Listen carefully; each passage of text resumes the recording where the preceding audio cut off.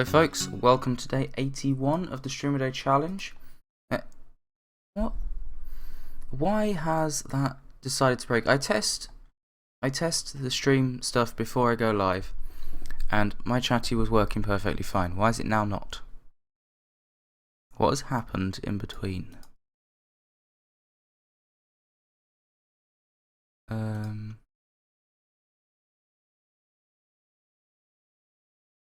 Oh, come on. What's going on?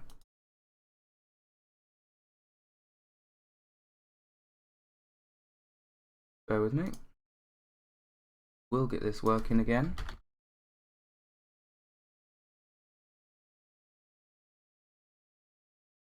Settings. That's it. Right, refresh. Let's go with this one at the top, see if it's that one. No. Or the only other one that's there.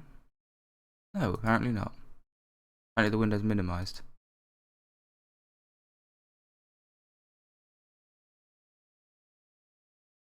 So we will do 25, 545, 297. I've typed 87. What window that's decided to capture? Decided it wanted Google Chrome, not. Okay, there we go. It's actually showing chatty this time, which is a start, I guess. 2, 25, 545, 297. There we go. How hard is it to just work? First time, every time. Jeez. Right. Well, that was slightly annoying. But at least it's working now. Let me put my watch on here so I can keep an eye on the time. So today's stream's going to be about 2 hours. I apologise for being late today. I should have started at 9:30. Also should have started my breakfast stream, radio show at 7, but hey, it's a perfect day to sleep in. Turn this down a bit so it's not super loud when I'm actually streaming it. I just want to check. Yeah, I thought I had. That should be something I set back, just like a rule. I have to set that back at the end of using monitor capture. So we're going to be on some Minecraft about an hour, and then I plan to switch over to something else. I don't know what that something else will be, but there'll be something else.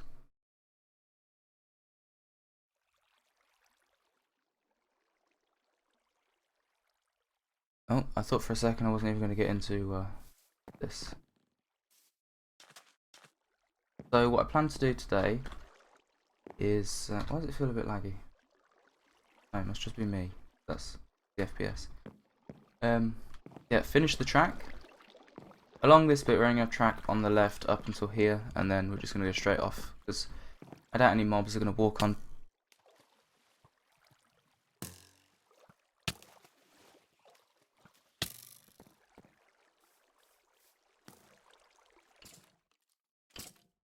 Okay, I'm out.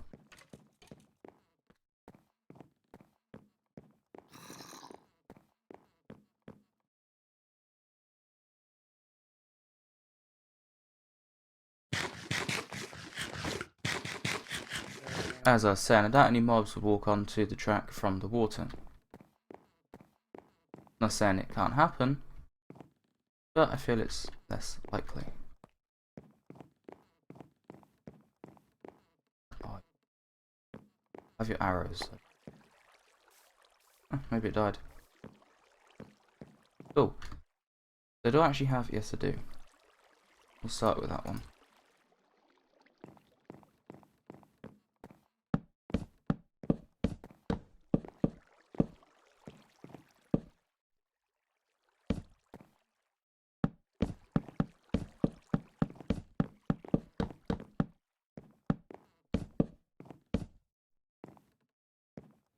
That's like just that done then.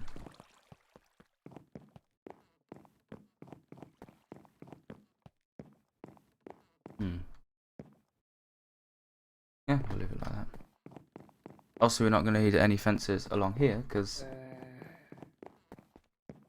already filled in.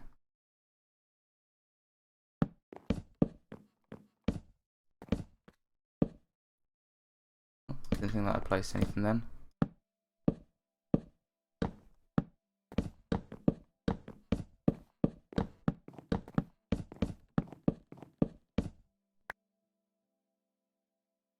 These actually, yeah.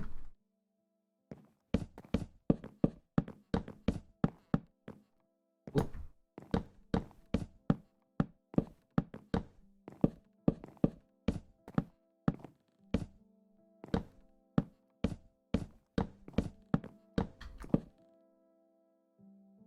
Oh, that worked out quite nicely. Oh, I've still got more.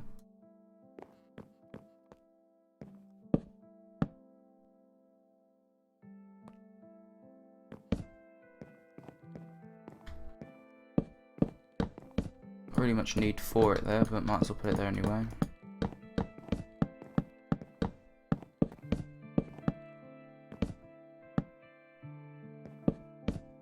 I said last time we were on, at some point I'll come along and put gates in. That way, I don't know why I went up at this bit. That way, for whatever reason, you can get on and off of the track at regular points. Don't want that there.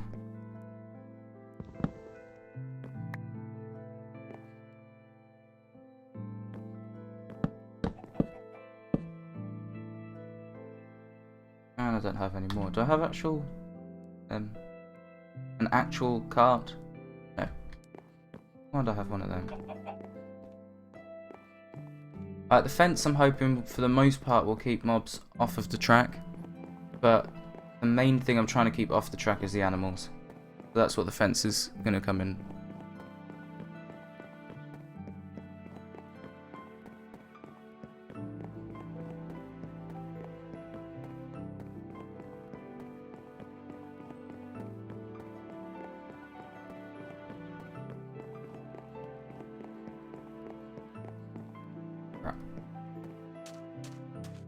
Feel like we need somewhere here we can get off if we need to. Actually, do I need more spruce? Is there a crafting table nearby? Yes. Now, what was it? These in the middle and these down the sides. Yes. Ooh. Didn't make many, did it? Oh, we'll go with what we got. Oh. Poke myself in the eye.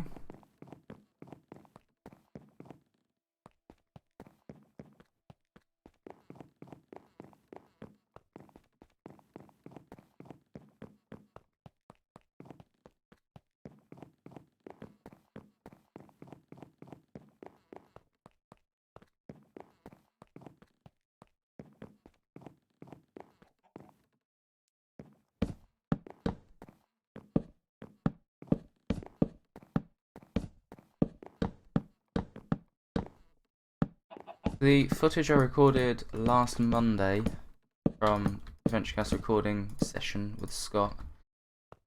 We record every Monday. I still haven't edited yet because I have a plan for it. So hopefully it will work and actually be fairly entertaining. If not, then I'll have wasted some time. But oh well. Basically, we went on a there we go. Went on a journey for slimes.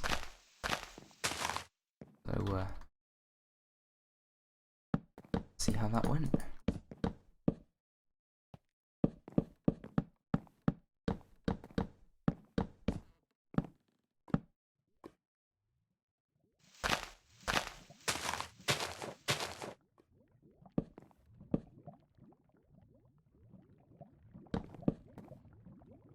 Come on.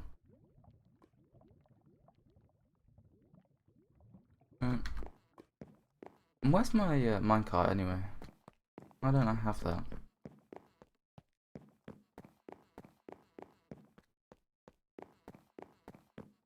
See, there's already a chicken on the track.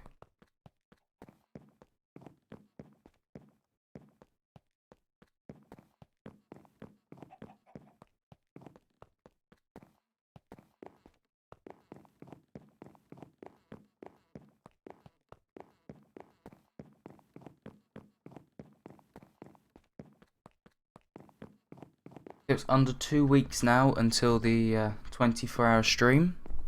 I'm really looking forward to it. I don't know what it is about 24-hour streams and events and that, but they are my favourite events.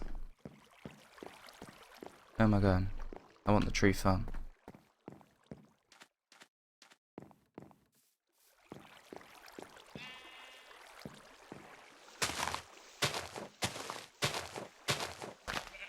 So we've got the it's called the Ursulite 24-hour takeover, EE's 24-hour takeover. There'll be all different overlays in that as well for the stream. They'll be all Ursulite branded, as it is an Ursulite takeover. Although it will be still hosted by me, so I'll be the one behind the mic still, behind the camera or whatever, you know.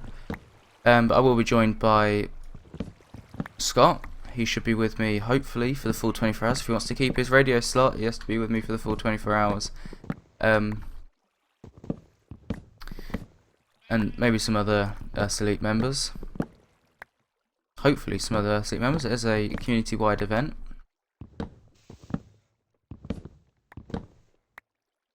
It's also coinciding with our recruitment week, which basically is where we just promote the community a bit more than we usually would.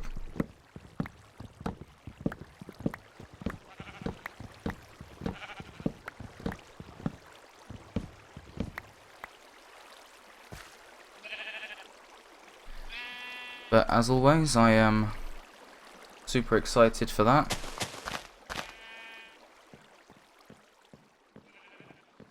My voice does not sound super excited, I know, but I am super excited for...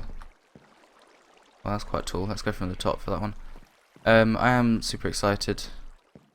Love 24-hour events. I don't like having a schedule for 24-hour events. I like just saying, we're going to do whatever at any time kind of thing. That's how we did my very first 24-hour stream. And that seemed to work. I know we played Arma 2 DayZ Epoch for the full stream. Oh shit, thought I was going to die then. But we were free to choose like whatever game we wanted to play. It just so happened we wanted to play Epoch, basically. But yeah. Obviously, with it being a community-wide event, there's people who don't want to play a certain game. Oh shit. So having macro keys on your keyboard is great until you accidentally press one. Yeah, because it's a community-wide event, there's obviously going to be people who don't want to stay the full 24 hours, but they're going to want to attend for their favourite divisions events. So we do kind of have to keep it somewhat structured, but unlike other 24-hour events that we've done, this one is going to allow those attending to override the schedule as and when they want to. Apart from for the set events, like the hour-long events. Basically for those, we've got our divisions that will be hosting an event at that time. And we usually have a rule, within 15 minutes, if no one's turned up for the event, you can cancel it without any penalty, basically. For our staff, we monitor all that kind of stuff, just try and keep the community fun for the members. But in the event no one turns up within 15 minutes of the start of an event, you're allowed to cancel it and go on with your day, kind of thing. I don't expect you to stay there by yourself trying to do an event. Just, you know. but usually for 24-hour events, we've never done it like that. We'd switch no matter what, and we would definitely play that no matter what. And it used to be where we'd actually have it set for something like 6 hours per division. Really?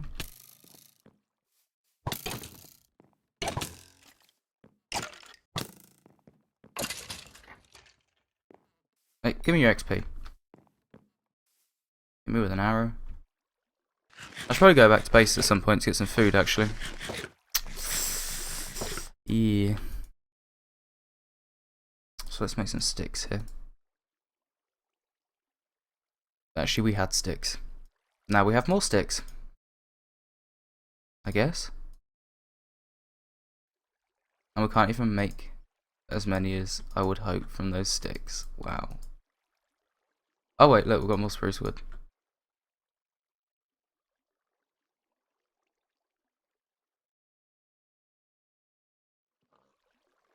Ah, come on.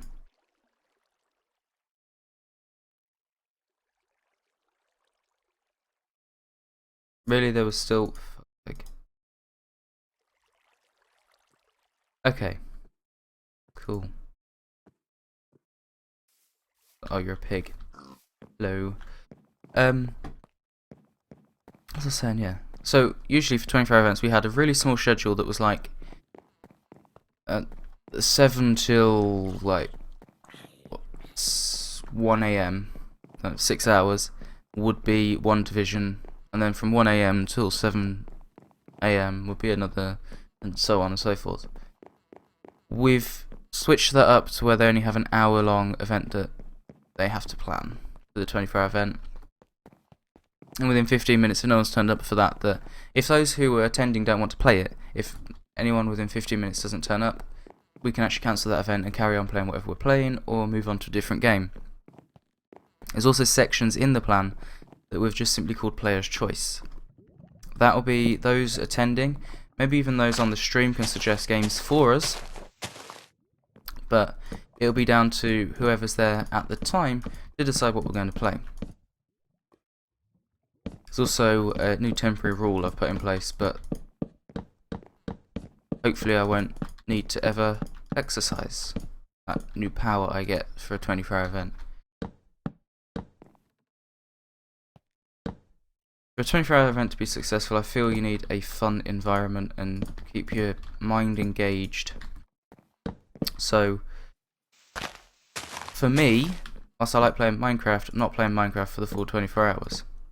But, that said, it has become a 24-hour tradition. There is a world that we use for the 24-hour events, so we will be visiting our 24-hour world at some point during the event. I remember last time we visited that, we blew it up. It got restored back to where it was. But we also then carried on with Minecraft later on in the stream, the actual next day I think it was. And we did a CTM. Or attempted to do a CTM. It goes so well. I think at the time I was tired and eating crisps. I just remember having a massive pack of crisps on my desk, eating those. That's all I was really into during that. I was just munching down on them. I think that's also where the quote of "they smell like feet" came from. Well, that's another thing we do. We have quotes running throughout the stream that we take and log. All past quotes also get displayed on stream during screens such as... I was going to switch to it quick. Screens such as this, there would be... oh, come on. There we go. The screens such as that, there would be quotes running along the bottom or side or top, wherever. Don't want that there. But there would you'd be able to see the quotes from past streams. Some of them are interesting, some of them are weird.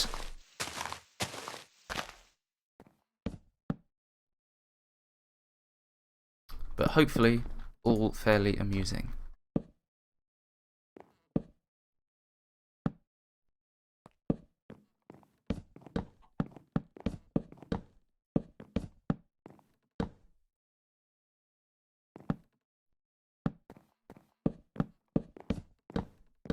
Oh, come on. How did I miss that?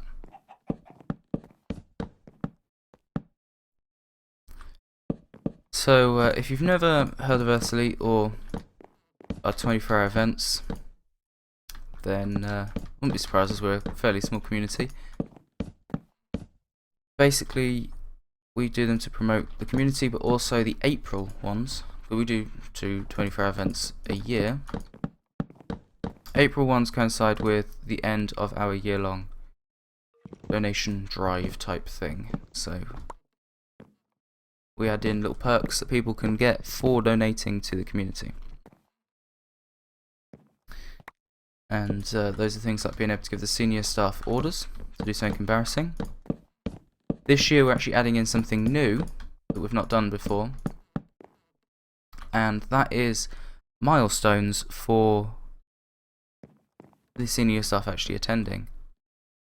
Those trees won't have grown yet. So for like 50% donations we'll do something, 100% we'll do something else, 25% and 75% I think are the other two. I have a plan for my ones. At the moment I only have one. That's definitely going to happen. I was looking up the lyrics to Martin Garrix and Tiesto's The Only Way Is Up, and I fell for some joke lyrics. So at the 50% mark I will sing the lyrics. Me sing, yeah I know. I'll sing those lyrics. Joke lyrics. For 100% I do have a plan, but it depends how much it cost. So I'm not going to announce it yet, because if I can't afford it, it ain't going to happen. I think it will cost quite a bit as well. But it should be funny. Love to see how some of my family react to it.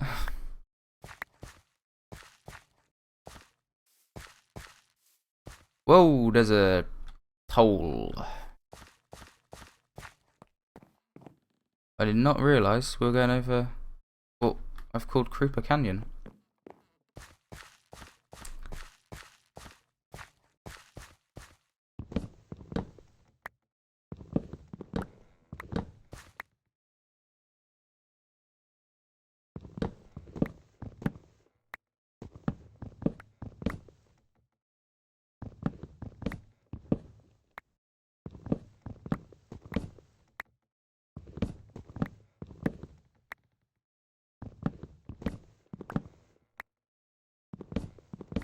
See, I don't know what me and Scott are going to be doing today on VentureCast. All I know is we will be recording. Honestly, whilst we do record every Monday, it's not always VentureCast, but it's normally VentureCast. I'm hoping we can record something different, because of the footage I've still got. I don't really want extra then footage clogging up my hard drive, got a backlog, that kind of stuff.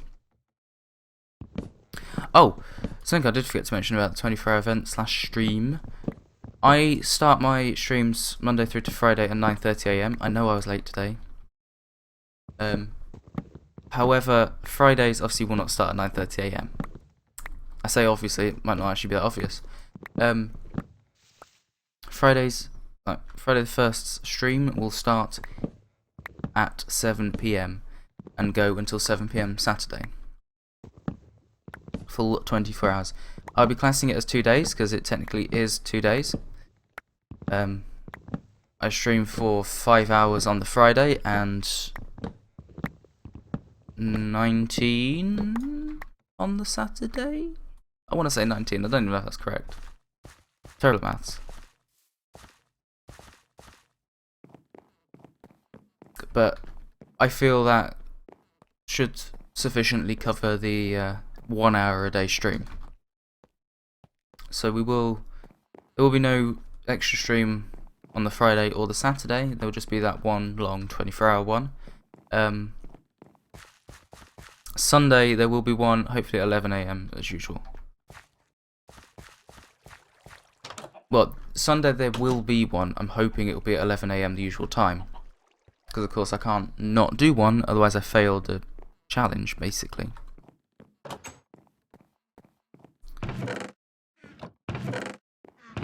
keep getting asked how much I'm getting paid to do the challenge as well, which I think is quite funny.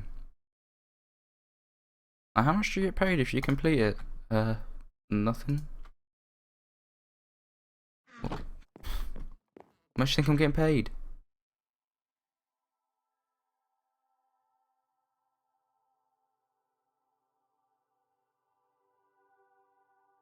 No, I enjoy streaming, so you know, I don't mind. Any more sticks?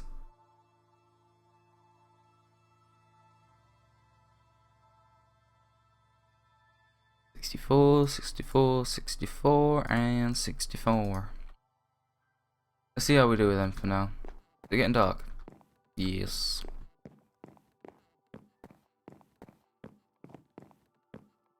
What is that? Stairs. That's what that is. Stairs. I know what stairs are. Do you know what stairs are? I know what stairs are. What am I even on about now? I don't know. Well, that was really weird, that was. I just need to add some... Oh, that was the leave bed button, wasn't it? I'm an idiot. Yeah, I need food. Pretty sure I stashed a load of food away in here last time. Somewhere. Anyway, we've got 31 chicken. I'll just take 31 chicken with me. We don't need this anymore. There's no longer a rabbit. I put the rabbit on a leash, but it kept breaking away from the leash. So I killed the rabbit. Let me get my minecart. Take the minecart. Actually, it's not that far away. My decision-making skills right there. Yeah, hopefully you'll get to meet the Earth Elite senior staff, a few members of Earth Elite, and hopefully we'll be able to showcase what we've got and persuade you to sign up. Of course, there are no obligations to... Where am I going? Of course, there are no obligations to sign up. None at all. That would be nice. That's all I'm going to say.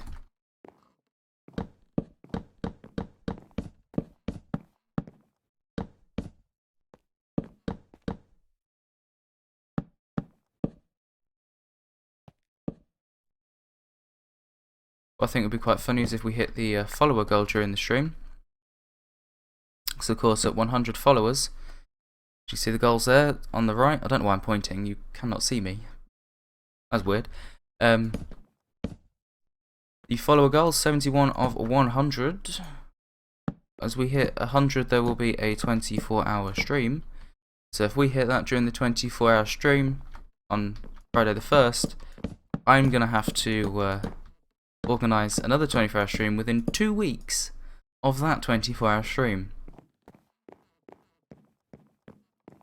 As I said, I love 24-hour streams, so that's not a problem for me. What am I doing here? Why didn't I just scroll to that? Oh, I annoy myself sometimes.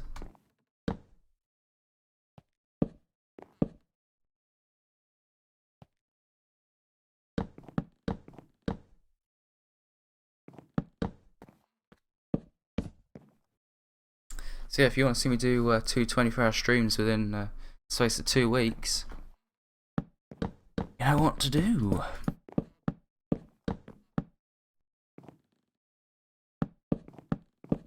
Yeah, I've decided what game I'm going to play after this though. Bit of Tomb Raider, I think. Back to the usual. As is the title of this stream. Right, remember to scroll to this one next time, Callum.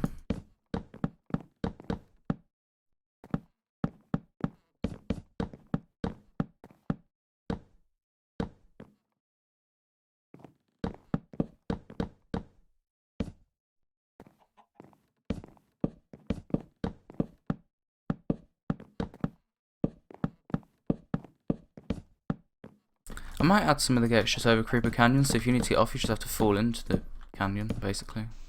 Or ravine, more commonly known. I prefer canyon. Well, I prefer a big hole in the ground that you die in, but canyon.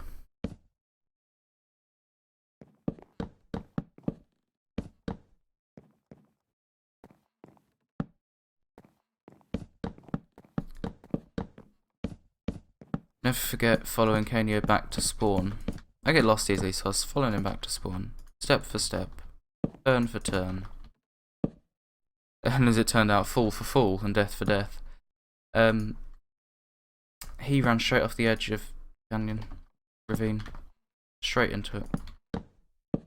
Of course I followed him without realising it was there. I thought I was in a chunk error or something like that, and then I died. Which is when I realised, no, that's not a chunk error, that is just your death.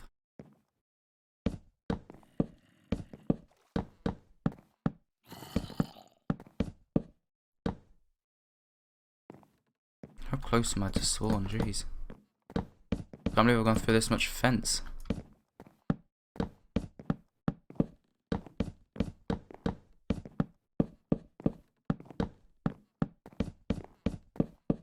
I was asked by Kanyo why I've got it where it's got loads of twists and turns. Two reasons. I get lost easy, so I follow my torch trail back to spawn. That's one. But what the hell is that noise? Oh, it's a rabbit stuck there. But the other reason, and probably the more logical reason, is we don't have the best server, and using things like minecarts and that, when you're loading into chunks that aren't loaded, or going into chunks that aren't loaded, it doesn't react very well. It will lag and it won't load as fast as you'd like.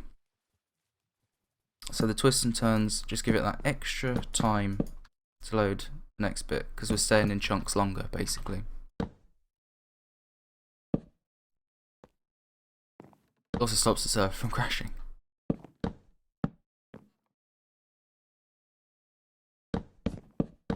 Basically, VentureCast is hosted on one of Earth Elite's servers, just tucked away in the corner somewhere. Little bit of RAM, little bit of CPU, that's all we get. Does the job. So, you know, can't ask for more, really. Well, you can, but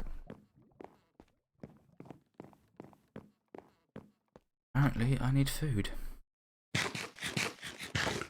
And more fence. I need more fence. That is one thing I need. I always do that. I sit so far back that I have to sit in such an awkward position to talk into my mic properly. And then I remember my chair has wheels and I can just tuck it under my desk. That chicken's still there.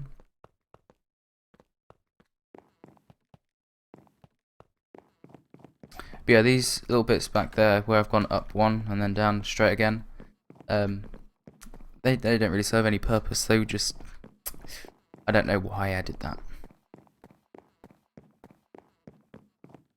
And of course the reason for 2 tracks is probably obvious. There's one way, but we've got detector rails, so it is definitely only one way. And that's so that once we're on the track we can't collide with anybody else coming the opposite way.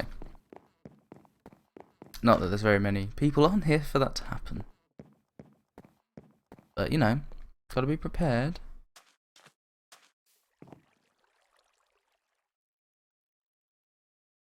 That's not gonna make sticks.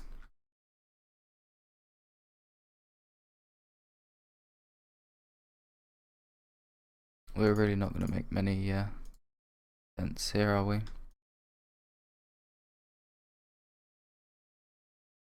Alright, we've got 48. We'll work with that 48 for now, and then we'll come back and chop down a tree. Hopefully one's grown by then. As long as all the leaves go, I've got bone meal, so I can just force one to grow. That's simple enough.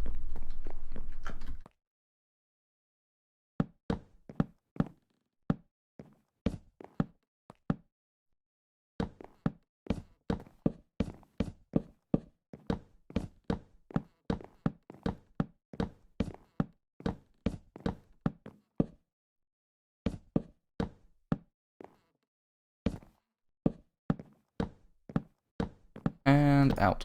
Oh no, and out. Let's go force a tree to grow. I love how I've got trees all around me, but I gotta go to the tree farm to force a tree to grow.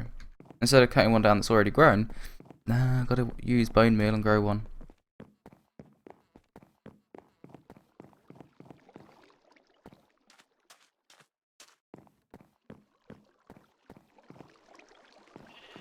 Let's go with this one here.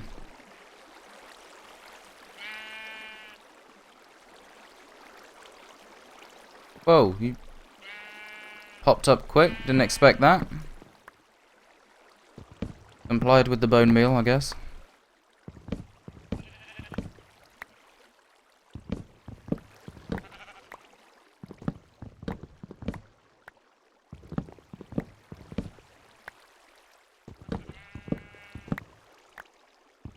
Yeah, Kanyo for the most part on this server has stopped playing, so it's for the most part just myself and Scott on here now.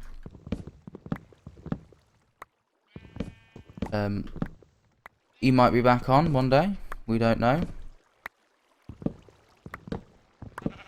But of course with him working anyway, he doesn't really get that much time to stream and do all that kind of stuff, so. Also, he's not massive into... I don't have any saplings. He's not massive into Minecraft, so... Alright. Oh, come on, all those fucking eggs.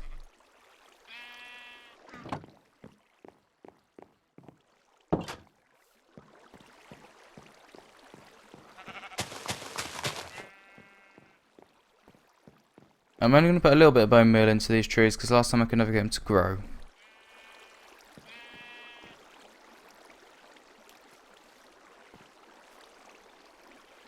That's it. That's it for them trees.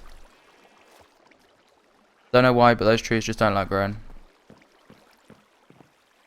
Them trees, I guess it's just one tree that I'm trying to grow, but...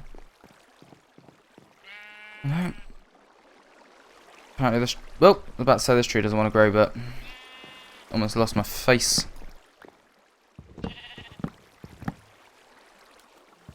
Cutting before a fucking creeper comes, blows me up. I guess it helped me chop down the tree.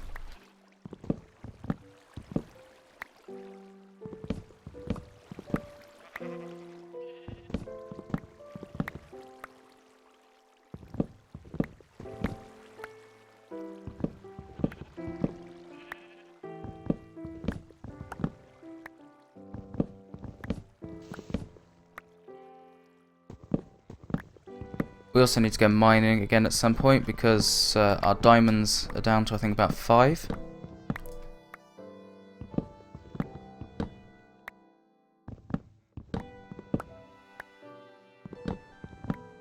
So yeah, diamond mining, which of course is always fun.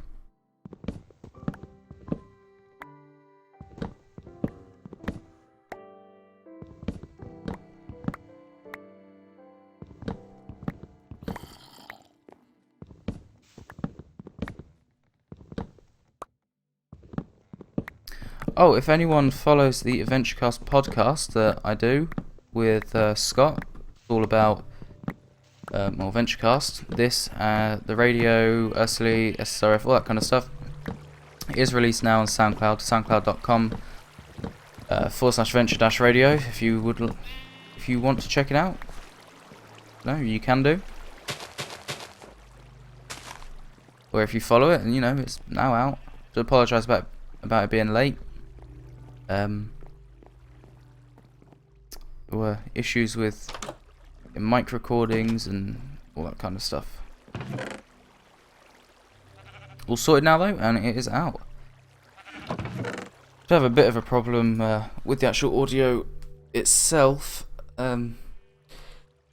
Myself and Scott, you could hear what we were hearing through our mics, which was really annoying.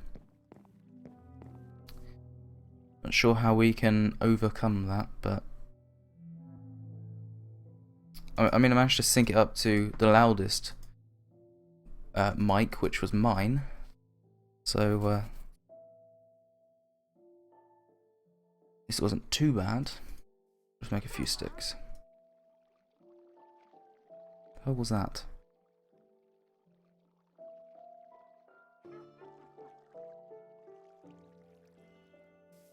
What is that? A witch. That's what that is.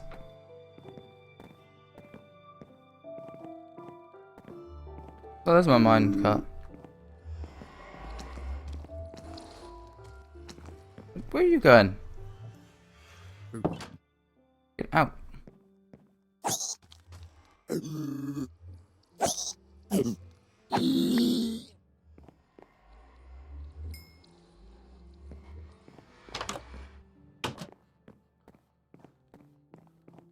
Oh. That's helpful.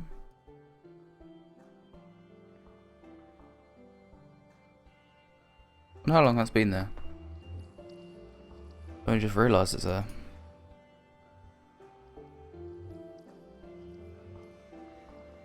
Alright, let's see if we've got enough for that. I'll have my minecart back. This is the only part of the track where it goes into one. And we're hoping it shouldn't be too much of a problem, because you should be able to see who's coming and going from that little part. Of course, if someone's in this cave, then, or tunnel, you ain't gonna see him coming out, are you? But, oh well. There might be a few crashes. Might be worth at some point maybe putting a detector rail that the cart goes over when it's coming through there. That maybe blocks start of the track. Or something that signals a cart is coming, and then when it goes over another detector rail closer, where you could actually see it, it gets rid of the signal kind of thing. Might be something we could look into doing. Off the track, please.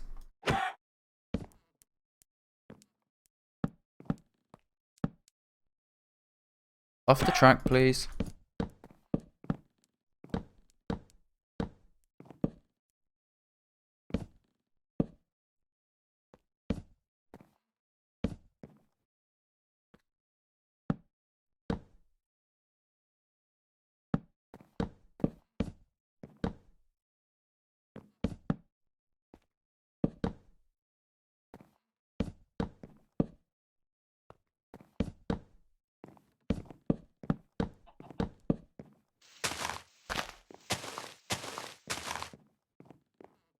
Do for now. I'll probably come along and chop down all the trees around this area. But that's something I'll do later on. Another day.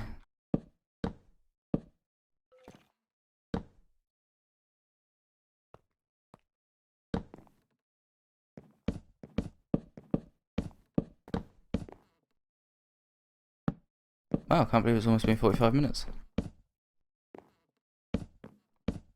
That went quick.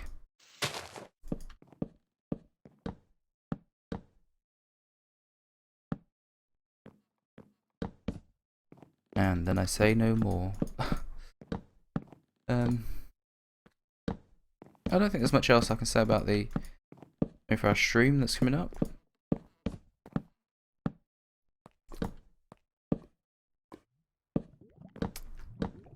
We usually have a laugh with that stream. The community of Earth Elite is PG-12, but for a stream we usually make them, or we tag them PG-18 explicit,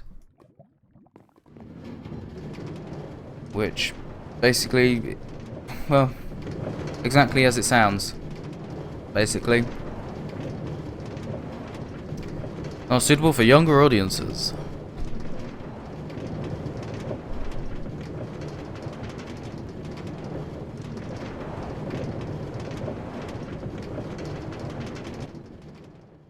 Oh, come on. No, no, no, no, no. Don't have enough speed to get up there. I would normally have enough speed to get up there. It's because I just started off at a random place. Too lazy to walk back.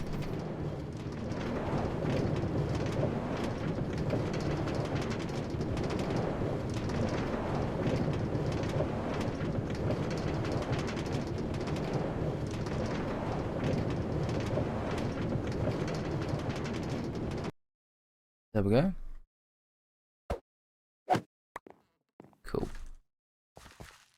So I want to make some gates now.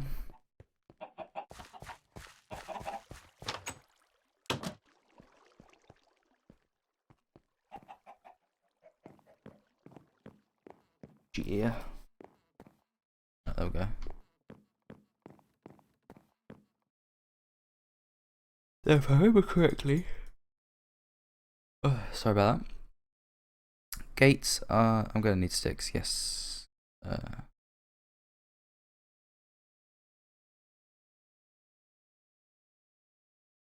Yep. I'm not gonna need many, so that might actually. Oh, 6. That is not gonna do. So that gives us 3 basically. 3 different entrance exits because they're gonna be on either side. So if I make. Let's just convert all those into sticks. So move that like that. That should do. That should definitely be enough. Whoops.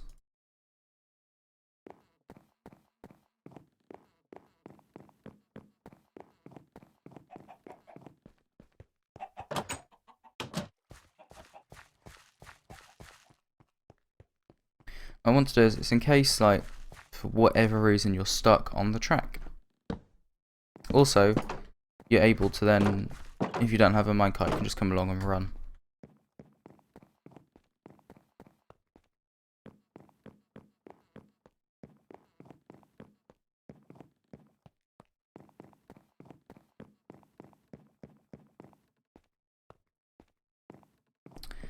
I think the next entrance and exit should be... Oh, not here. Go straight here. They're going to be in bits of, like, a random location. Be no pattern to them or anything like that. But one hit? No, I'm joking. They're not going to be like that. Got some chicken.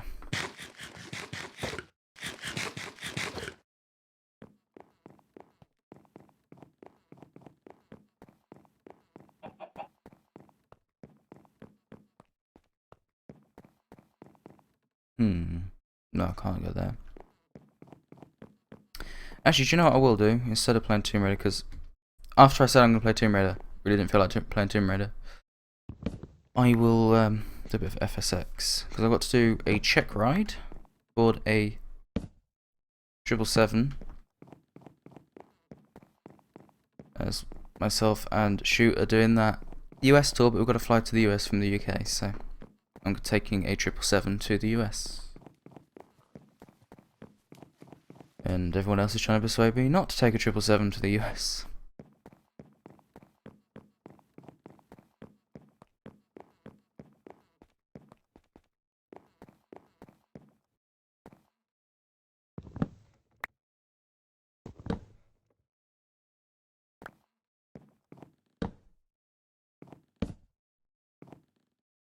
What's that?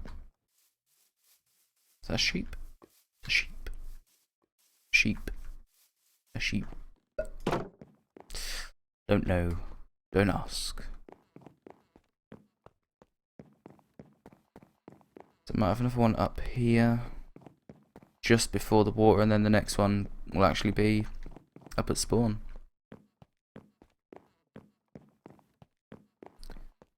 But by just before the water, I mean like right here. Actually, is there an area there where I could do that? There is, so it will literally be right before the water. That's great. Better than the location I was just about to put it at. I feel anyway. My track. My rules. I don't know.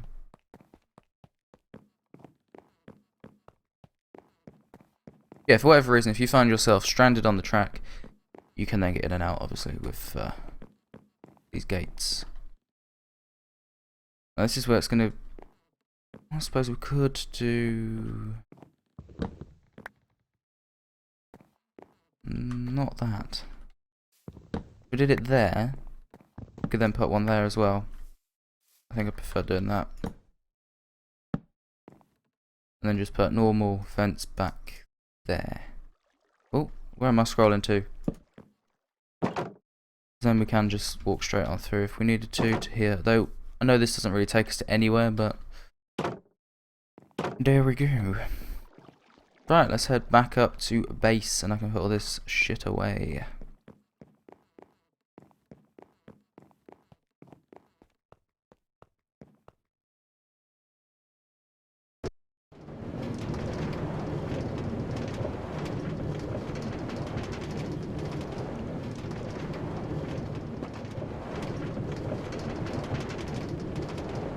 Okay.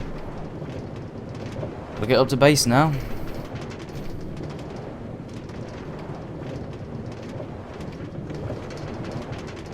See, I feel much safer travelling on the track at night now because of this. It just means that there should be less chance of a creeper actually being stood on the track to stop us and then blow us up.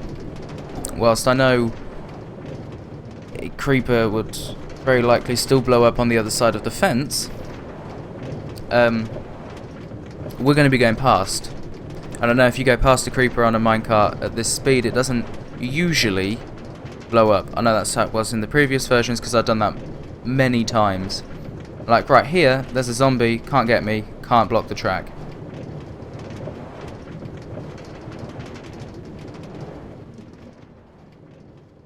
Wow, that is really slow getting up there. And we just come to a stop. Stop, stop, stop, stop, stop, stop. Fucking minecart. Ow. Doesn't protect against witches though. I don't know what's going on with that bit. Used to be fine. That bit needs fixing clearly. What have I got? I can't. Oh, press the wrong button. It's gone. Cool. At least witches finally make a sound. Took them long enough to add that in. Ah, see? Creeper.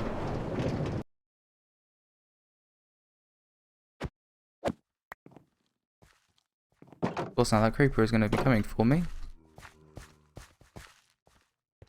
Okay, let's get him. There we go. Safety of a glass house. Our lights are on. We could probably do with some lights actually underground. Under the floor. As the floor. That could work quite nicely. I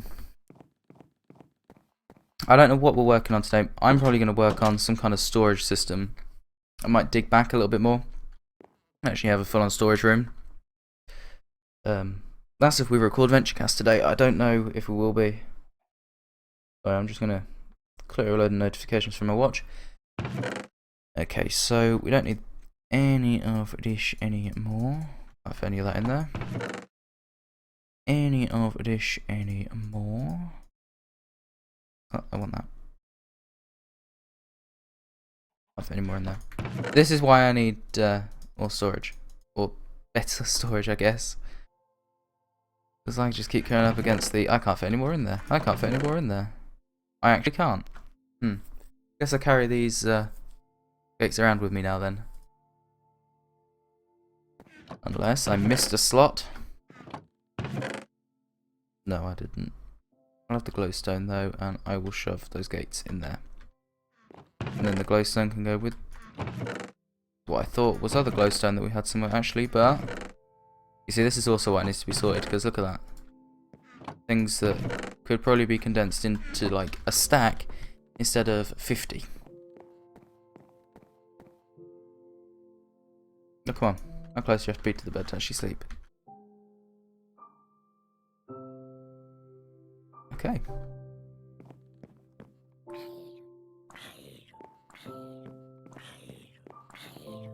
It sounds so close. Sounds like it's in Scott's area or something.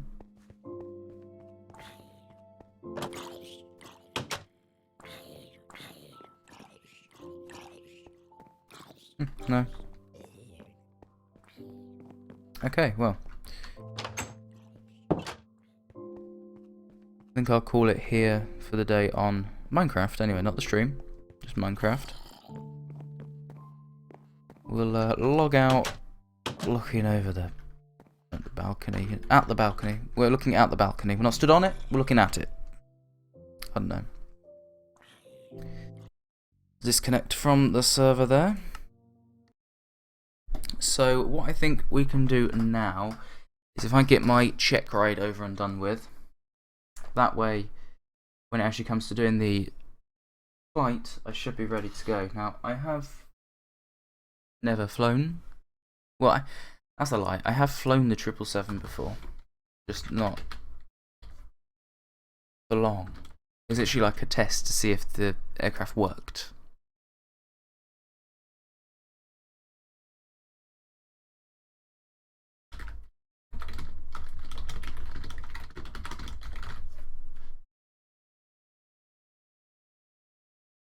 So let me grab my flight stick. I'm going to mute my mic for a minute because I'm going to go grab a drink. It's literally just behind me, but I've got to get up and go get it.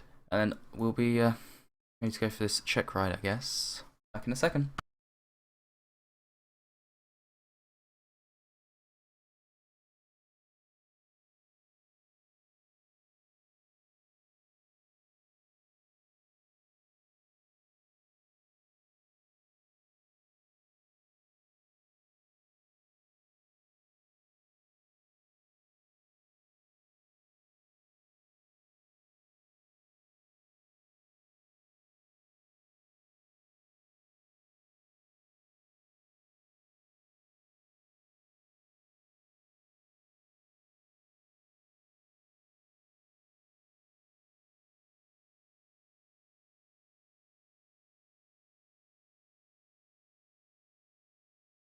Okay. So let's plug this thing in. You'd think I'd do this where I'm moving it around with my mic muted, wouldn't you? But you know, all I did was literally have a drink and then start setting this up on mic. Oh no, that sounds weird. And again, I am weird apparently, so yay. I don't know. Right. I actually want to. We can switch to my desktop now. I don't mind just seeing this. There we go. So I want to have a quick look at the FS admin thing. 96A+, so that's not too bad, and I don't mind that actually, 96A+, because we've had some problems with some of the flights. I guess that just shows my actual flying skill, and I've got no area of concern. This is average. Great, yay. I need 28 more hours. What? An average score of 80. Well, I've got 96, so that's not too bad. But I need to keep that 96A+, or try and get it up higher. And what I'm going to do is auto-hide the taskbar as I do when I'm streaming a windowed game. Just gives us that little bit more space at the bottom. I hate having a hidden taskbar, so yep. Doesn't hide it on your other monitor, although you don't get to see the time then. End of the world, right? Also, I suppose I could just press or not. Oh, there we go. Look at time. London preparing for 10 simultaneous terror attacks in the wake of Paris. Great. Looking forward to that, I guess. Right, so I'm loading up the weather. Something underneath this. There we go. That's a Chrome window, so I could load that back. And that. Basically, I've just got my alerts dashboard up. Because of how I've changed the stream, I've made everything a little bit smaller. And the sizes I had it, I could read it. That's why I had it at that size, so I could read it. But yeah. What's the date today? 2103. That'll be our flight number then. Whoops. But yeah, now I've made it smaller. I can't read it off of OBS because my OBS window is so small. So I've got the actual dashboard open, so that will tell me follows, subscribers. Followers, subscribers, R and D. I'm guessing D is donations. I don't know what the hell R is. If you know what R is, then let me know. F, S, R and D is what it tells me.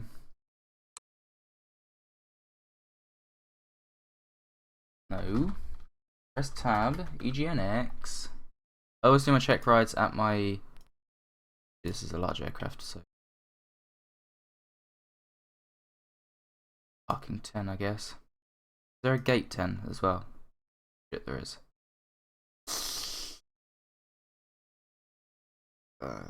Hey, I don't know how we set this aircraft up, so that might cause a problem for me. Or it might not. I want the aircraft to load in cold and dark, and I don't know how to do that for this aircraft, so we'll shut it all down and then we'll start it all back up, basically. Really annoying how FSX Start Suite aircraft started by default. I don't understand why that is a thing that they decided needed to be added in, but there we go. Why have they all got a white background today?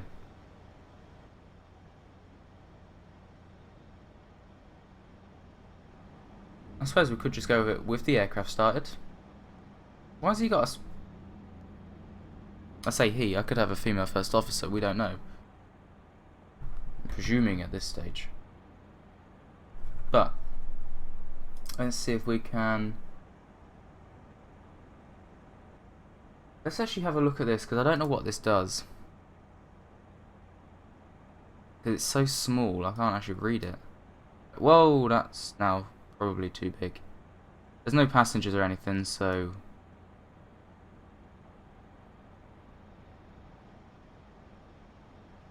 GSU should be fine with that as it is. Whoops. So yeah, as I was saying yesterday, for the most part I have to bring up panels to use this. It doesn't... Like, you can't click on everything.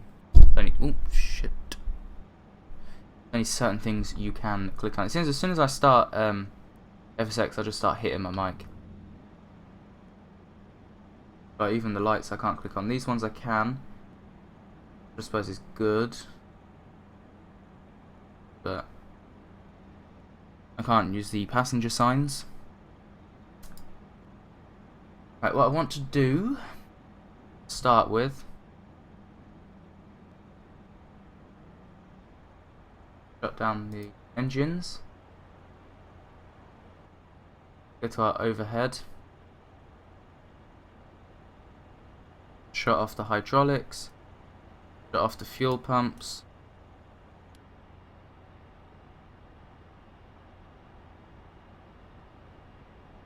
okay. AP generator off. Those all off. APU starter 2 off.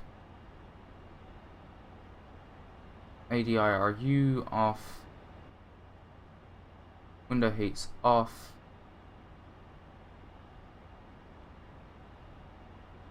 And then of course battery off. That should be,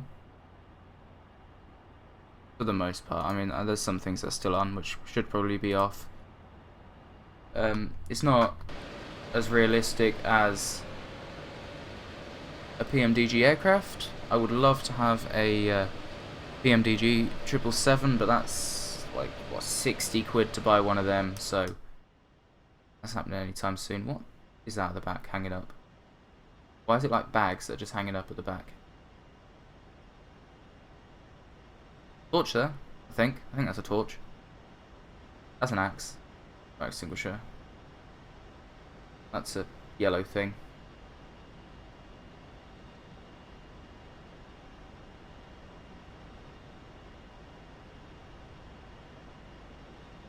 Ooh.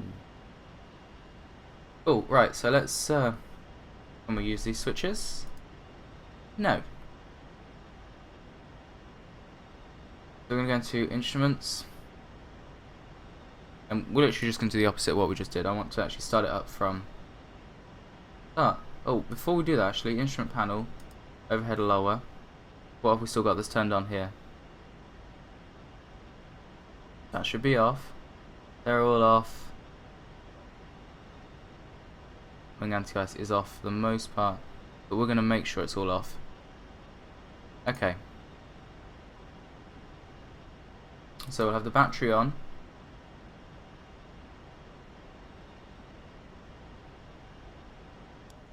after fuel pumps will be on.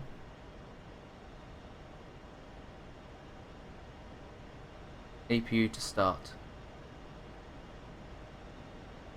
What we're actually going to do quickly is fuel and payload, because we're not going to need, we're overweight anyway. Literally there's no passengers on board, it's just a check flight.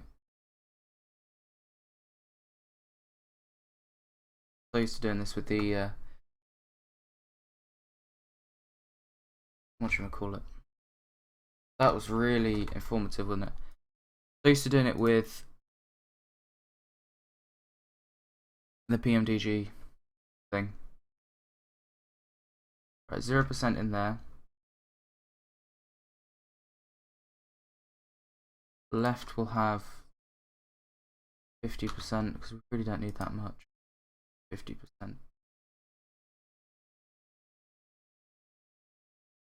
And auxiliary will just have as 20%.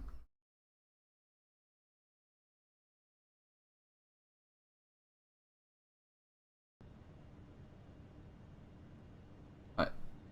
Not much fuel, but we don't need much fuel. Fuel balanced, yeah, cool.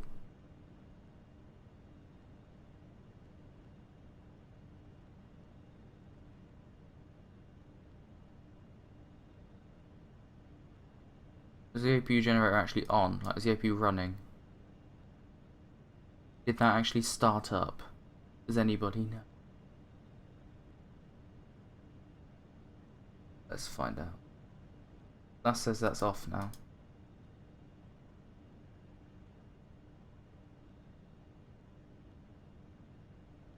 Oh look, here we go. We've got a fault thing there.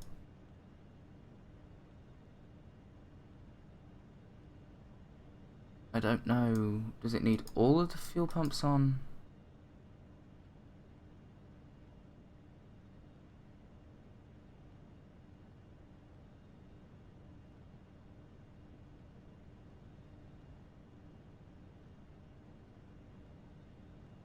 I just don't know.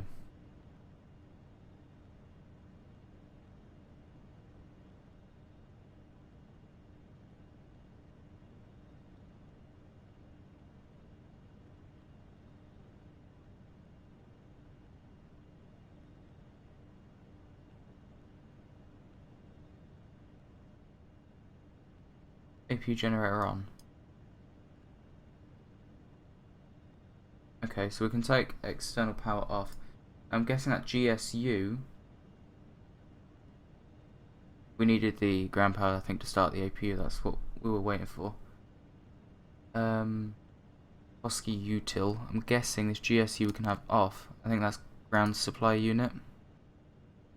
I think. You know, that's off again. What the f...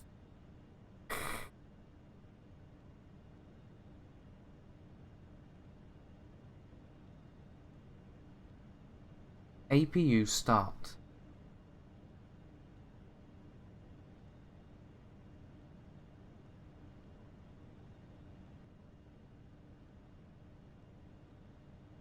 Get our ground supply unit back. We have to, I'll just start with the ground supply unit.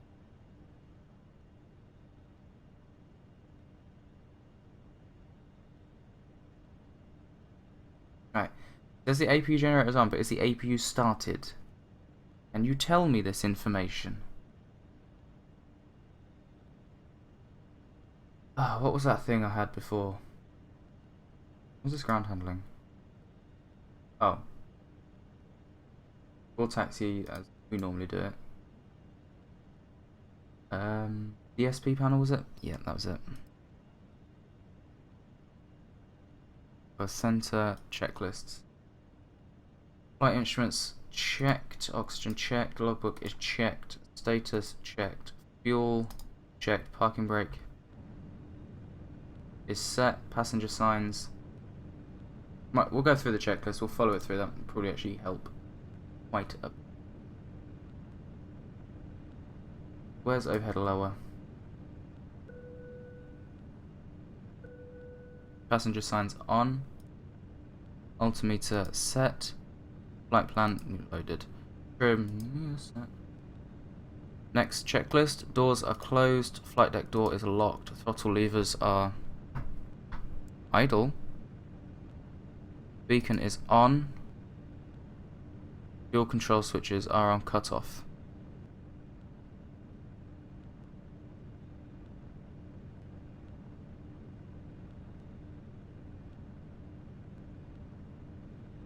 Rid of these for a second. Oh look, now we've got actually primary power. Auto brakes set to RTO. Fuel control switches are set to cut off. So what we're going to do here is item override. Use instrument overhead. We need... Actually, we'll just move that down here for a second. We need hydraulic pumps on demand auto. Where are the hydraulic pumps? Anyone know?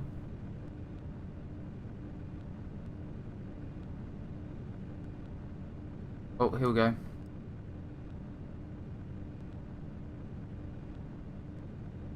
Duct pressure check.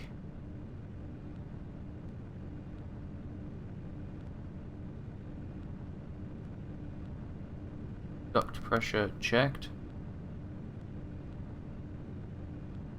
Start switches. Okay, so now we're on to the engine start. Right.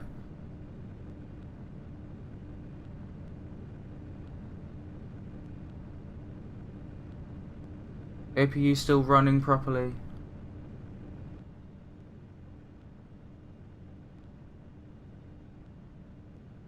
No, of course not. Just as I close that, the APU stops.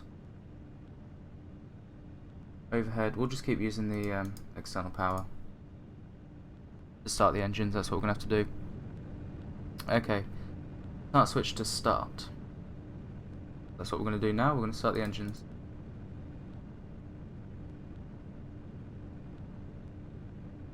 Move that up a little bit.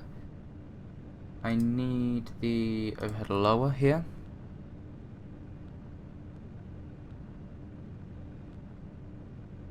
I guess that's then. Okay, that's fine. Engine start.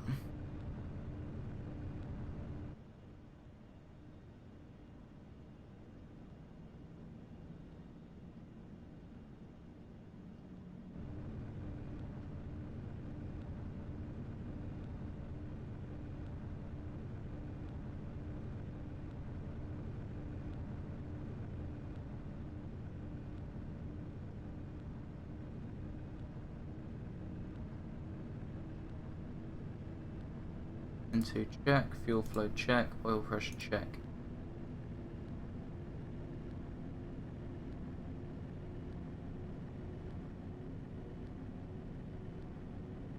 Suppose I could just look up, couldn't I, instead of trying to move that all over the place. Engine start switch to normal.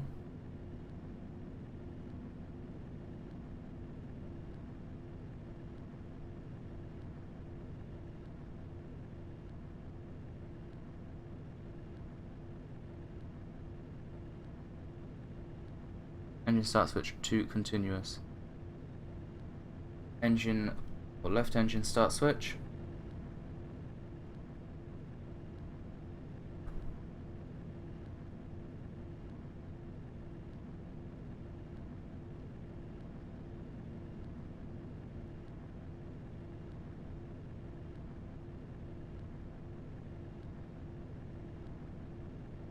We're not going to need much in way of a flight plan, which is why I haven't loaded one today.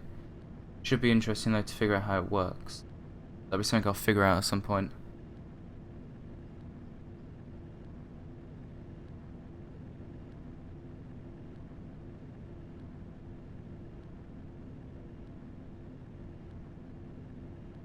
Go over to this. Okay, so this... Oh, it does actually tick back to normal. I should have waited for the other one to tick back to normal then. And engine start switch to continuous. Now we need overhead lower. I did actually try and close that just then. Anti-ice as required. APU to auto, I guess. I'm just going to shut the APU off. Okay, that's APU to auto apparently. Nav lights are on. Flaps. What flap settings do we have? We'll go flaps 5. Flaps set. Packs on as required. Go away. Packs, I don't think I changed anything, did I?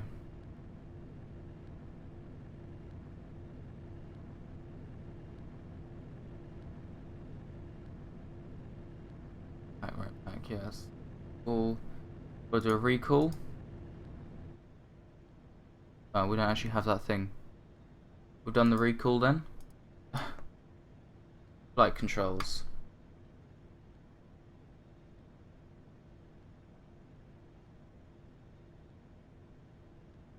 Checked.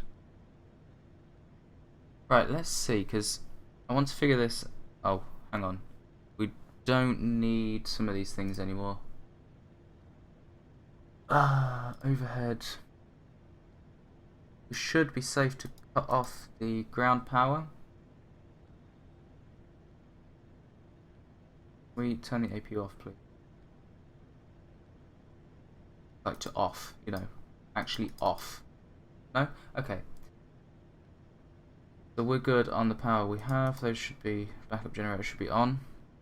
Ground supply unit off. They will become unavailable in a minute, I guess.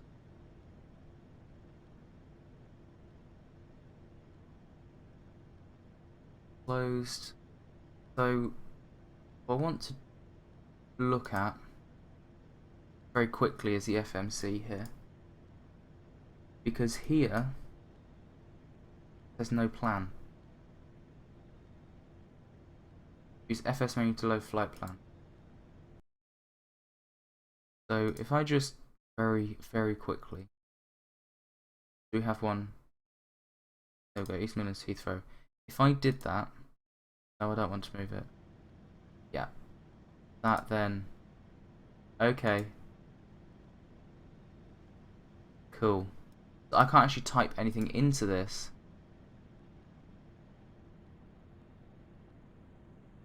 For some reason, I don't know why I can't type things. That gives me a keyboard entry, so. Ah! I need to press what I just pressed. But you can do things with that, okay. Wait. We need our taxi lights on now then. We don't need pushing back, so we just go straight off. They don't work. On our floodlight switch. On our backlight switch. Look every switch if you don't know what it does. Alright, flight director's on. That turned both of them on. Yeah, okay. Thought it would. What's the runway we'll be taking off from today? Midlands Airport information, Bravo 1114, wind 272 at 10, visibility greater than 20 miles, sky condition, ceiling 3100, broken, temperature 7, 2.4, QNH. Oh crap. 1024, ILS, runway 27 in use, landing. Right, we won't start the aircraft ourselves, we'll just go from it being started. I have to install the ACARS.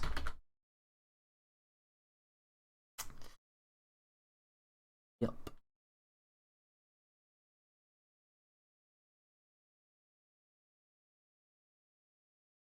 Boeing 777 install.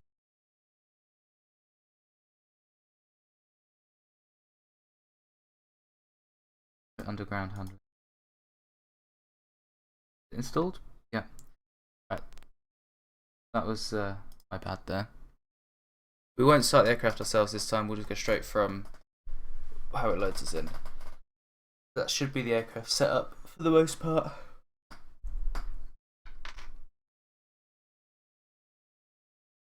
Loads up because it takes forever, even though it's on an SSD, and I believe I make that comment every time I have to load this up.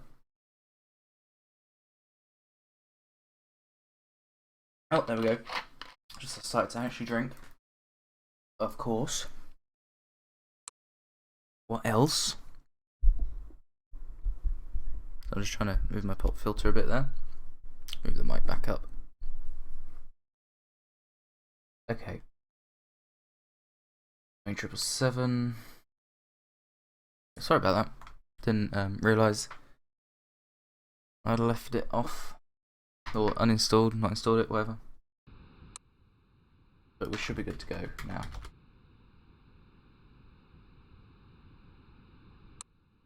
At least we'll just load in the first officer and we'll go. That's all we'll do. Or we'll configure the lights, load in the first officer, and then we'll go. Do our check rides. We've got to do something like 7 landings and that. It can take a good hour or so. So,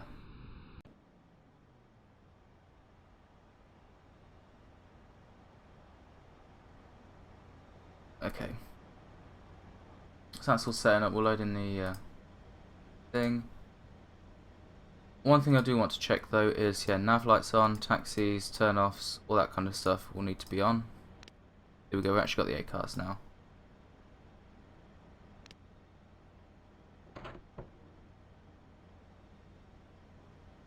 Invalid configuration. Morning, Travis. The load or fuel map does not match the fuel or payload defined in the aircraft.cfg file. Default mapping will be used. We suggest you should review its load maps located in the FS Captain Aircraft Maps folder. Okay. One thing I do want to change, that is 0, 0, 0, 0, 0, and 0. Payload center is going to be 0. That's going to be 50, 50, 20, 20. Okay, fuel is balanced and all loaded. Okay. Not too happy with what we've got running. Oh, I see where it's entered that actually in instrument panels. Ah, I get you. That's the install thing it's telling me about. I thought it actually installed it on the aircraft before. I get it now. Makes sense. Center pumps need to be turned off. Right, we are good to go. For the most part. Actually, we're going to go flaps 15 because I have no idea what we need. Select flight. Oh, but you need to do a check flight. Yeah, proceed.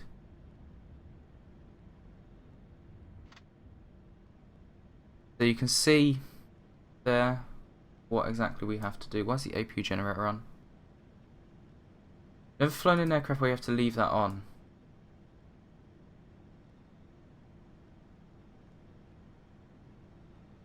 So this might be me messing up now. Electrical generator off. Okay, it's me messing up. This aircraft seems to want it on, but it can have it on.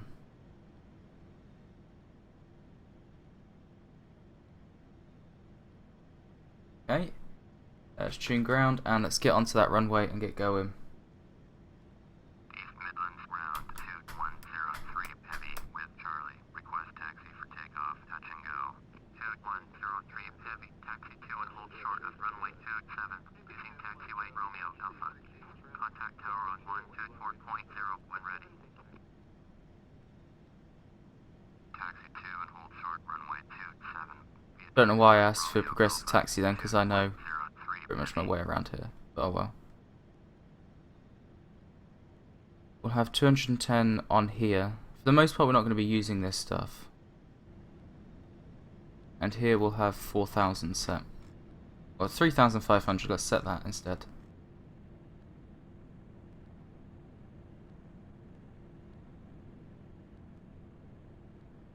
There we go. Flight director's on. That's all we're going to be using in terms of autopilot there. We'll turn left or right then, according to this. Left then, I guess. Should have probably pushed back, but oh well. How much throttle do I need to get this thing moving?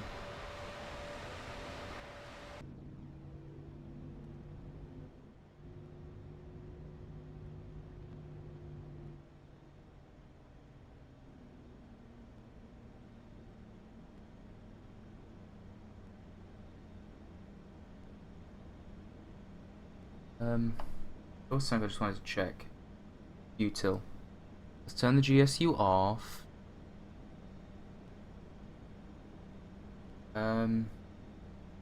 Give this a go actually.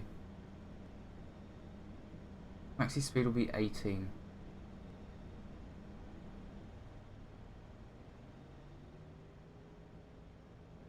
The aircraft then taxis up to my taxi speed for me.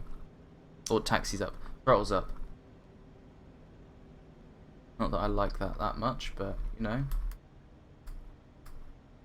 Let's see how much brakes I'm using. How much of the brakes I'm using, that's pretty cool.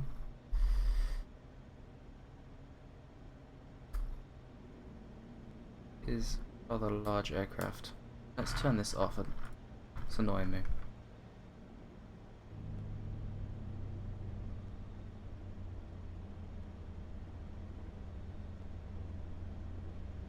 More throttle, I guess.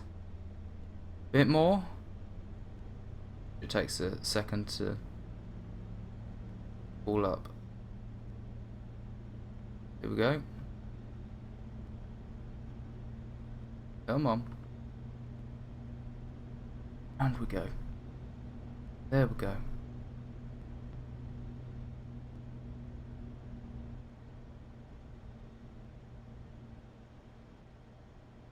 Nice.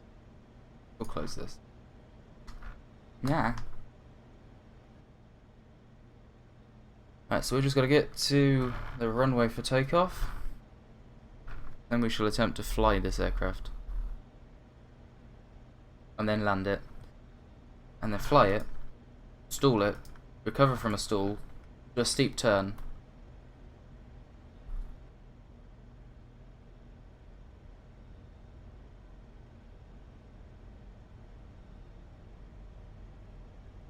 I don't know what's too fast in terms of taxiing with this aircraft.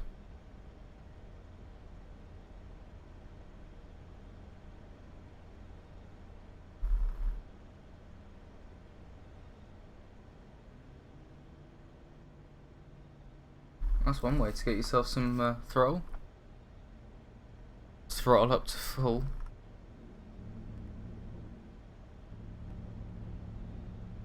East Midlands ground, World Travel 692, IFR to Algiers, ready to copy. World Travel 692 is cleared to Algiers Airport as filed. Fly runway heading, climb and maintain 5000. Departure frequency is 134.175, squawk 0333. World Travel 692, cleared to Algiers Airport as filed. Fly runway heading, climb and maintain 5000. Departure at 134.175, squawk 0333. World Travel 692, readback correct. Contact ground on 121.9.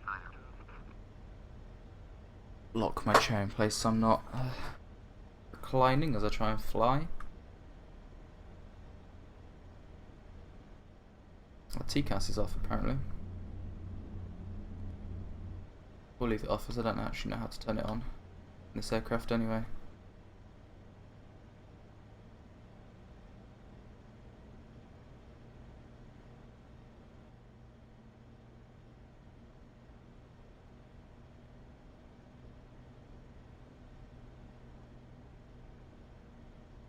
East Midlands ground, World Travel 692, Victor, ready to taxi, IFR. World Travel 692, taxi to and hold short of runway 27, via taxiway Romeo Alpha. Contact tower on 124.0 when ready. Taxi to and hold short runway 27, using taxiway Romeo Alpha. World Travel 692.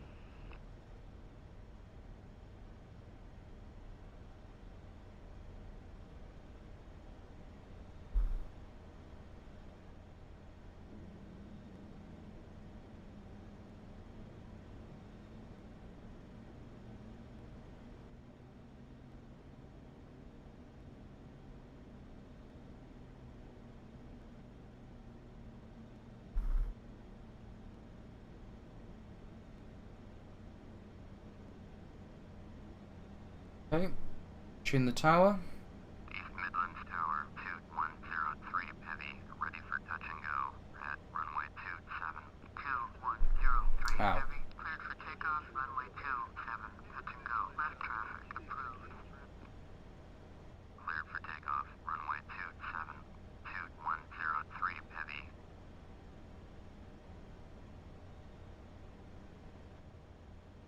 Okay, let's go.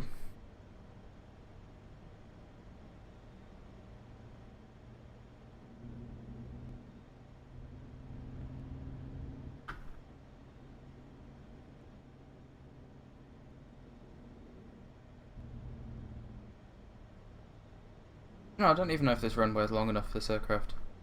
Huh. Guess we'll find out.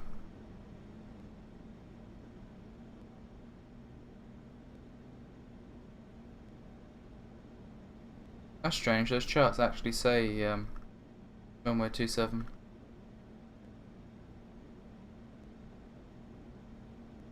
Do not use airport map as a primary navigation reference.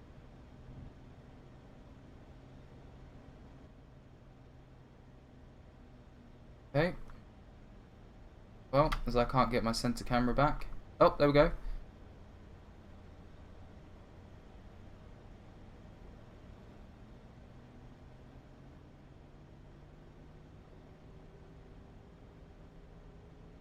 Let's go.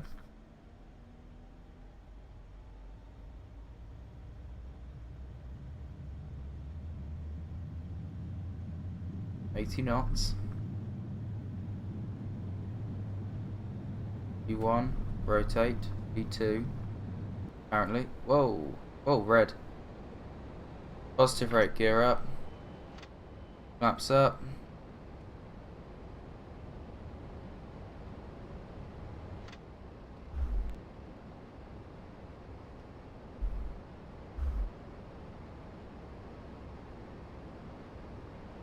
I'm gonna need the GPS here.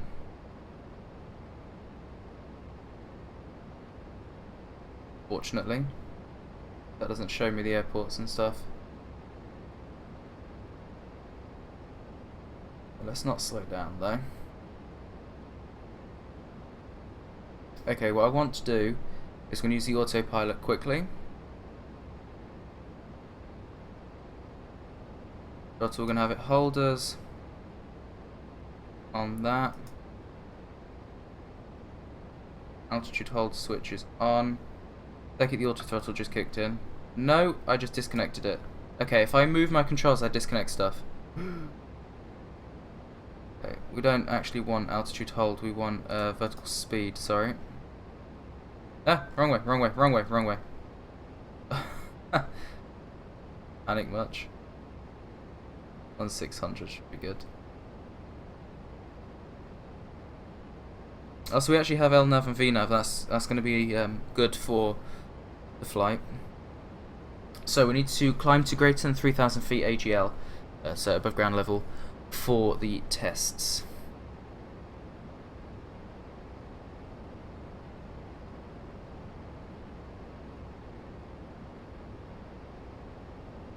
So we're going to slowly climb up to that. Get an outside view of our aircraft for now.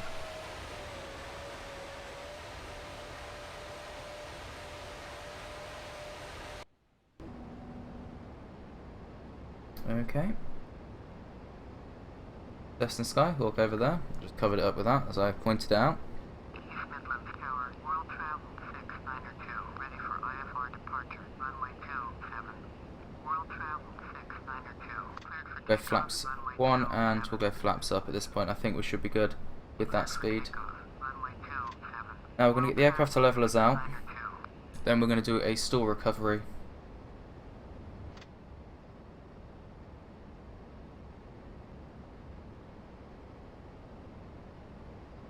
Altitude acquired.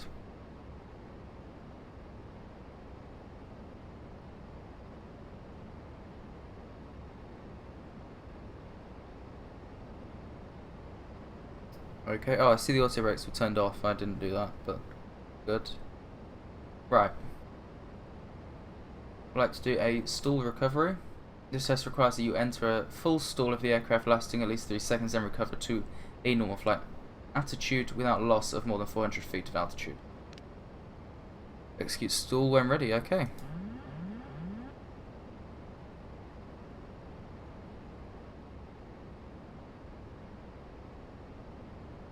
So idle throttle. And we pull back on our flight controls here. Our flaps are up here. Yeah. It's a positive 10-degree climb.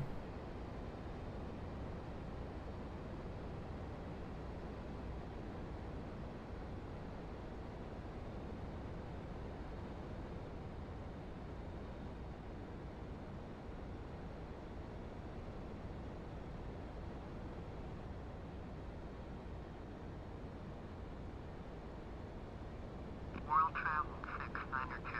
Contact East Midlands departure on 134.175. Going at 134.175. World Travel 692. Come on. Stall if you would, please.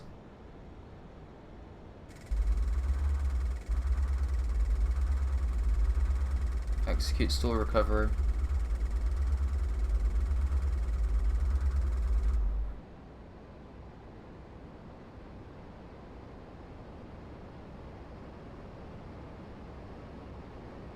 There we go. I think I lost too much altitude though.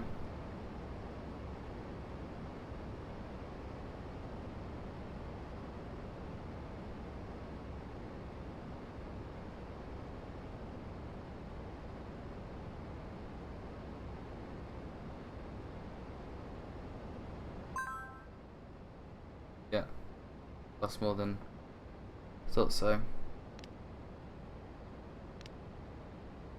Okay.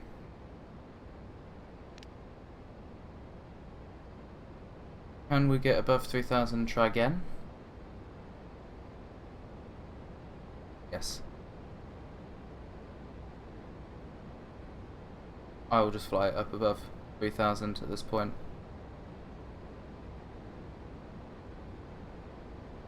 Might as well. Okay.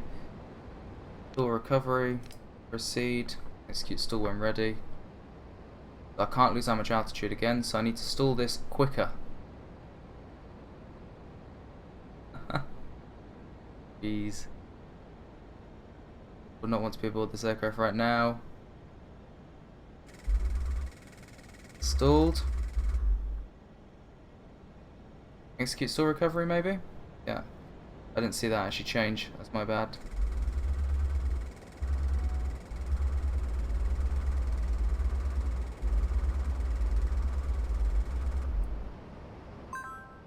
Lost more than fuck's sake. Shit. I'm watching it, I'm watching it. Flaps are up. Okay. This didn't exactly work. This isn't working. Execute stall when ready. Okay.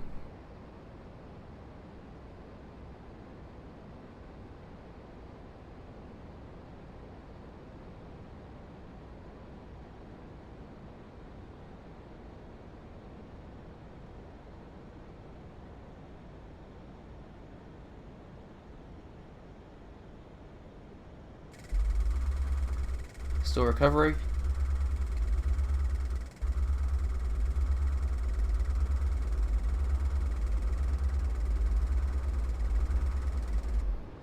Aircraft is now flying. I swear if I lost more than...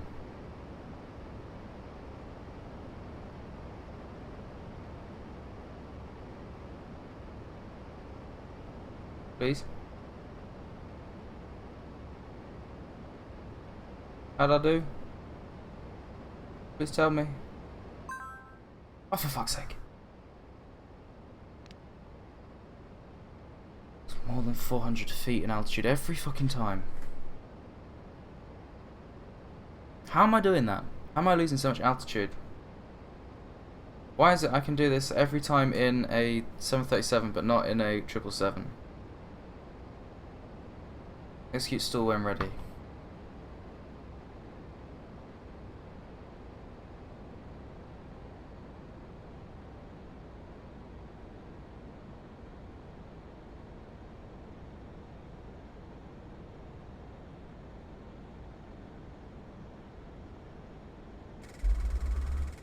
Execute stall recovery.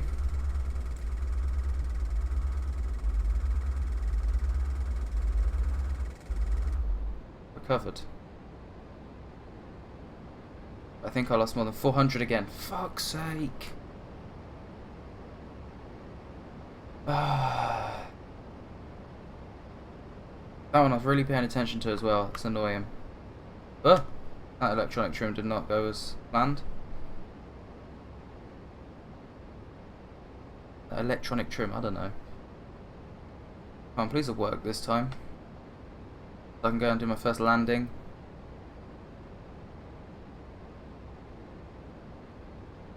You gonna tell me? Or are you just gonna sit there saying execute stall recovery? We're clearly flying again. Success! Oh, yes. Oh. Yes, right, let's go do a landing. Get our GPS out. We need to make a 80.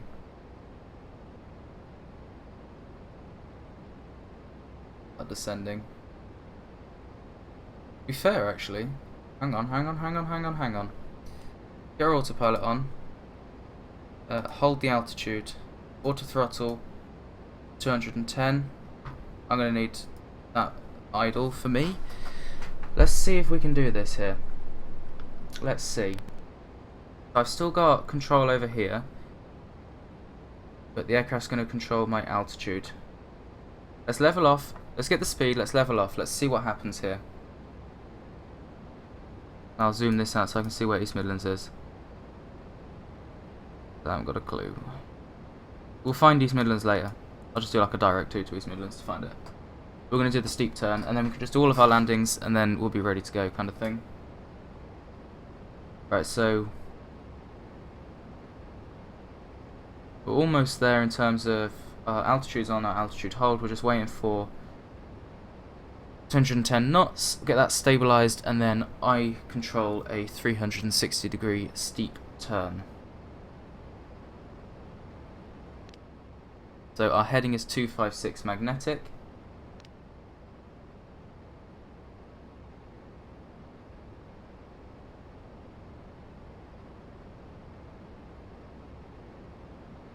The autopilot needs to compensate now for my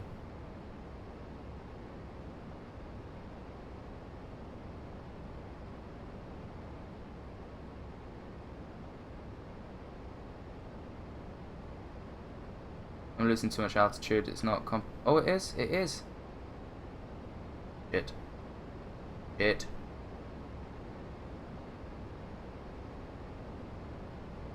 Now we're climbing too much.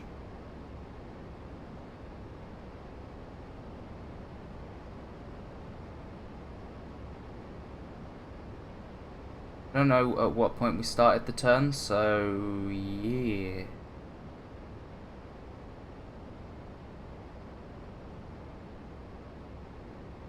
We'll just keep going until a number I remember, I guess.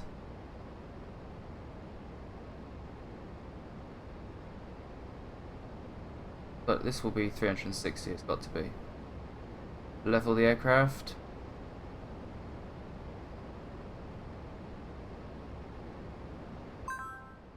Yes! Okay, so we've got those two, we've just got to do our landings and emergency landings now, which is cool. Let me enter. No, I don't want that. I wanted to actually enter the code, which is EGNX. Enter. Right.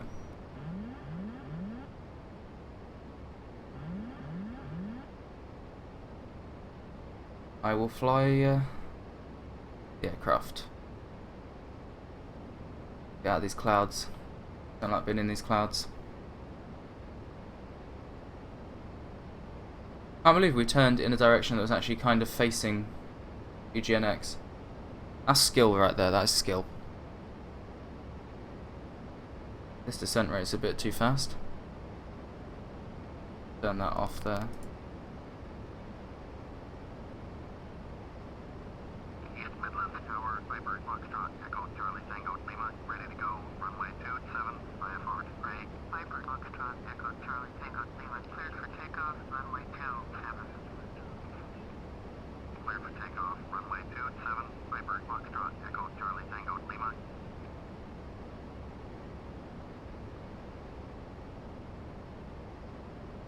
So we've got to do 7 landings now, and then we'll do an emergency landing, which will be our final thing.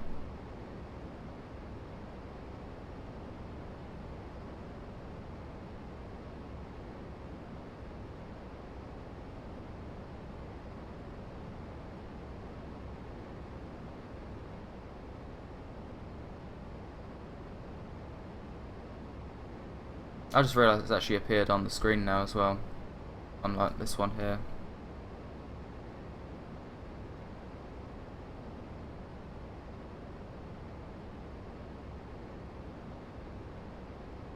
Let's not descend this low actually, let's hold a level for a bit.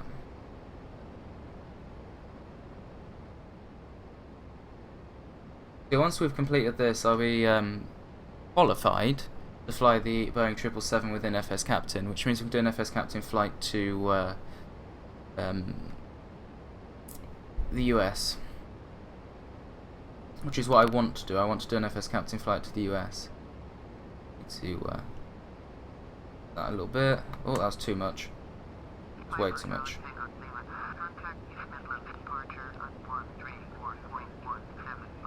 I'll be honest. The fly-by-wire of an Airbus at times is quite nice. Point the nose where you want it, and the nose goes where you want it, or stays where you want it, kind of thing. That at times is quite nice, but you know, having to actually fly your aircraft, that's nice as well. We need to get above 900 feet.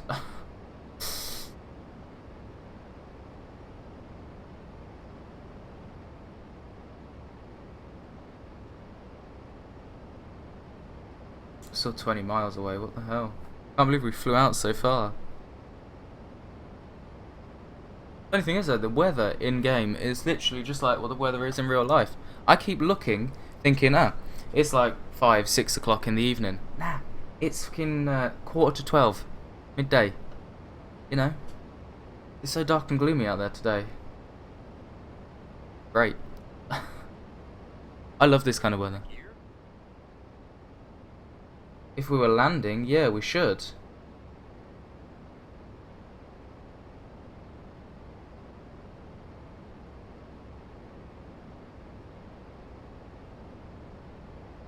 This guy has no confidence in my flying, does he? To be fair, with the 777, I don't blame him.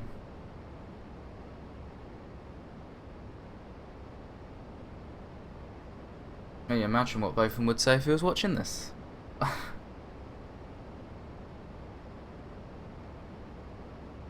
This message thing is pissing me off.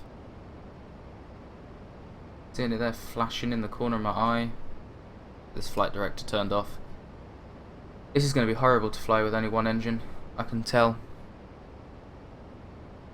I can just about do it, one engine with the 737, but this I feel is going to be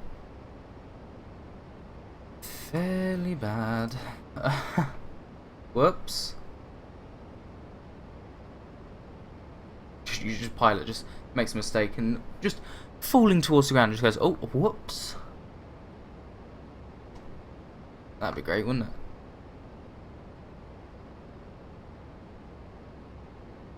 If I let the autopilot turn straight back on, there we go. Actually turn the autopilot off.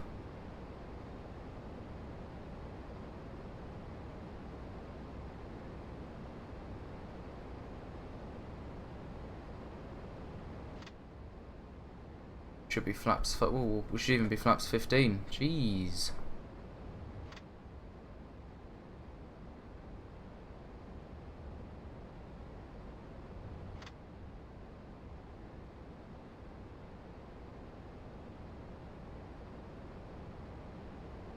Good job I chose flaps 15 actually for the takeoff, isn't it?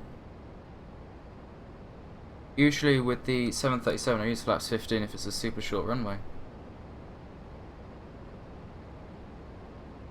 I guess this is a large aircraft, and maybe somewhere in the back of my mind I thought, you know, larger aircraft's going to need more flaps to get it off the ground, but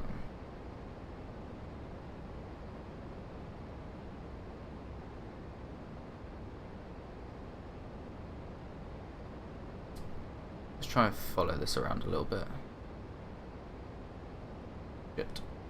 Weather's not too great. Oh, there was just passing through a cloud. I thought we were losing visibility then. Not too bad.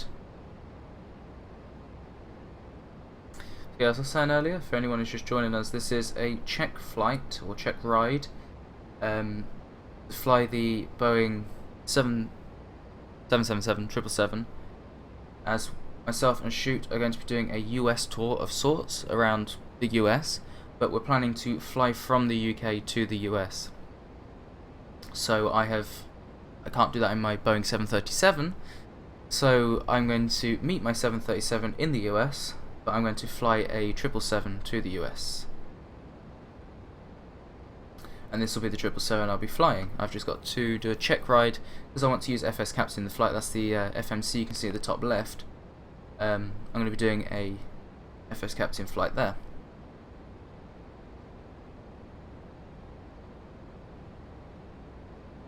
I'm passing under flaps 20. Probably be at flaps 20 right now. Let's throw flaps 20 on.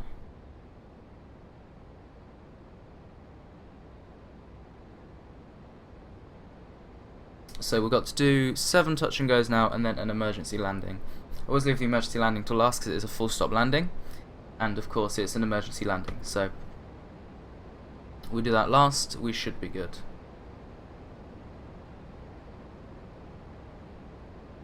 We've just got to actually do these touch and goes now, which doubt I'm going to get done in 10 minutes. I was hoping to finish the stream for 12, basically because I do recording all Monday afternoon. I was hoping to head off to get some lunch, but I decided to do this, so my own fault. The climb to greater than 3,000 feet AGL for tests only applies to starting off the emergency landing, steep turn and stall recovery. The steep turn and stall recovery I have completed, so that doesn't at this moment in time matter. See our airport off to the left there, where we're going. What I'm going to do here is I'm going to fly us out, following this line down, we'll make a left turn here, and then we can actually follow this in, these here, in to join the runway approach. I have no idea what speed I'm meant to land this at. There is a reference speed there. I'm guessing that is where I'm meant to be. That looks like about 135 knots, maybe even 120, so, or even 130, sorry.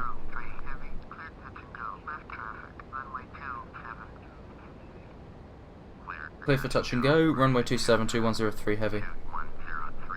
Okay, so we'll wait until we got there still. I know we're cleared, but we're going to wait until we can do a safe turn to actually get to the runway, because we don't want to miss the runway, of course. I don't want to be too low either. What flaps are we on? We're on flaps 20. We don't want to have to go to, we'll do it, we'll go 25.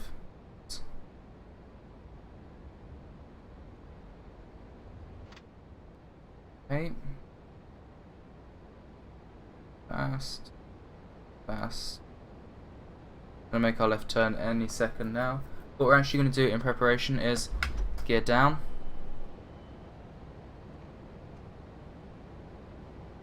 So we're ready to land. Once we are there, we're going to actually start descending now. I know we've been descending this entire time. I'm going to throw on flaps 30 here.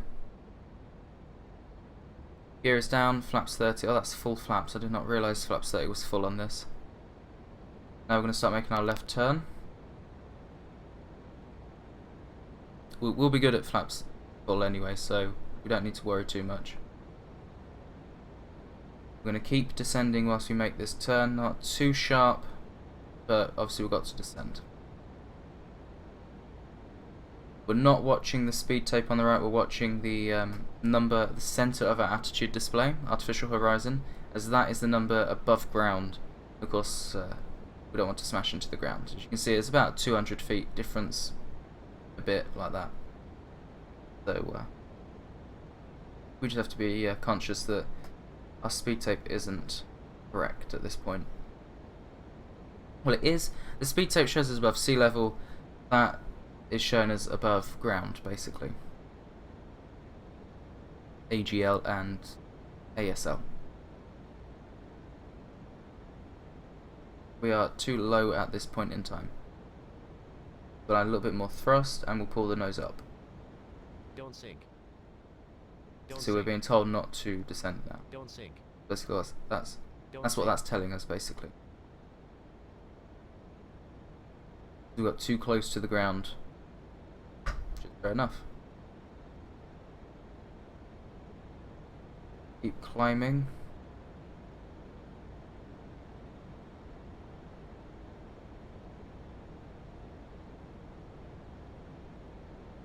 If you're wondering what knowledge I'm basing off flying the 777 from, that is literally just the 737.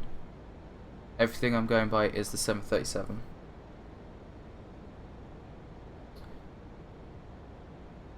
Which of course we know this is not a 737. I need to remember I'm slightly higher off the ground. So yeah.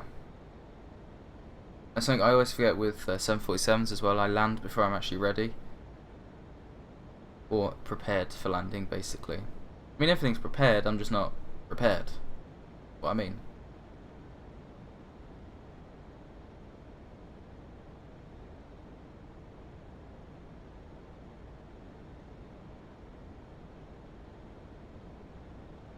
Here we can actually see our runway, that's the red light there. Still slowly make our turn. Don't sink. Still too low here. For the most part we don't need to climb, we just need to hold the altitude. Of course we're capturing a glide slope, which means we will at some point be at this altitude, briefly. We've just got to get to that point and then we can continue our descent towards the actual runway. As you can see here now, about 3 miles from the runway, we should be about 1,000 feet. We're at 1,000 feet now, and we're about 5 miles away, so we are a tad low.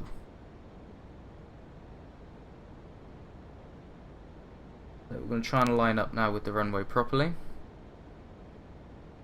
We have been cleared up for our touch and go. So for touch and go, obviously no speed brake armed because we need the lift because we're going to be going straight away. No auto brakes because we're not going to be slowing down. That's basically what's going to happen here. We can see the runway now, so I can see roughly where I've got to line it up. The best thing for lining up with a centre line, I was told, is you want the centre line of the runway to go in between your legs. That's what you've got to try and line it up with. So obviously for a monitor you want it on the centre of your monitor, but try it and aim for in between your legs because of the optical illusion of left and right of the cockpit. You don't want to actually have it centre. For the most part the centre line for it to be at the nose wheel is between your legs. No matter if you're the captain's side or the first officer's side. Don't know how correct that is. That's what I go by though. Seems to work. When I can get it on the centre line. I can't always actually land on the centre line. Don't sink. Yeah, stop telling me to don't sink. Sink. We're fine. Don't sink. We're not fine. Don't sink. We're fine. We're fine.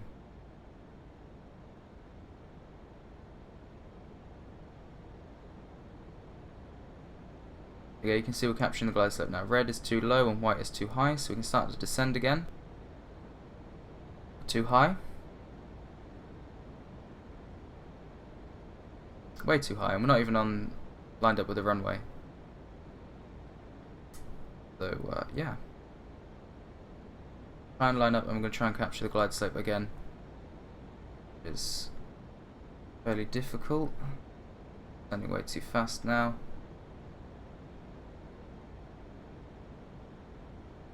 No. Don't sink. Going around 2103 heavy. 2103 heavy. Copy. Go around.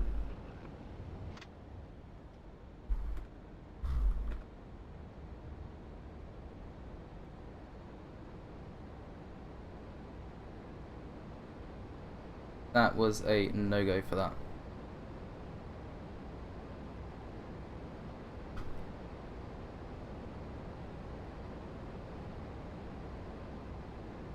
At this point we're executing a go around. Basically it's just as it sounds, we're going around. Our left turn here. Because we don't need to be too high because we're just doing touch and goes, so we can just turn straight now.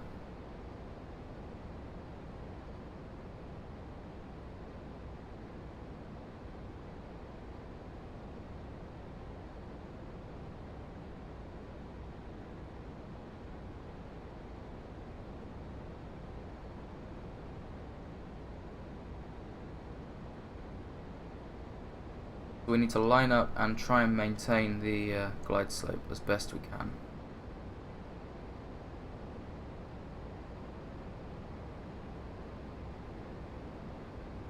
I'm much higher than I'd want to be at this point, but we are good for now. We're at an altitude where we could actually start doing our tests again.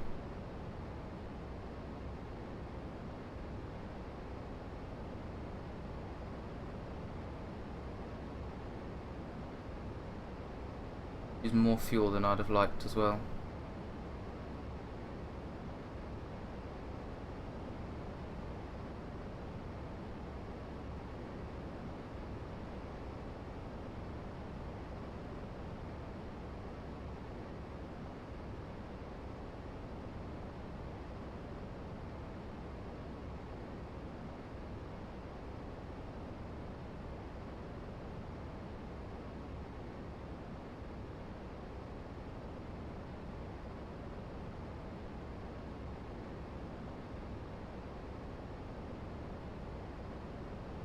So now we're descending back. Here we go. Heavy.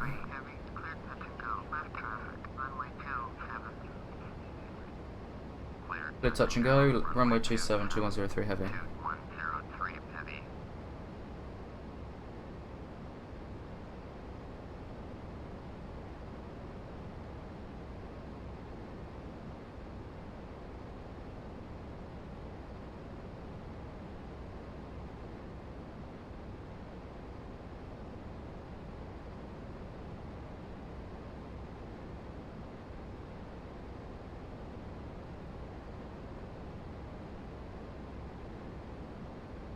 As we hit flaps 20, we'll go flaps 25 and we'll start our left turn.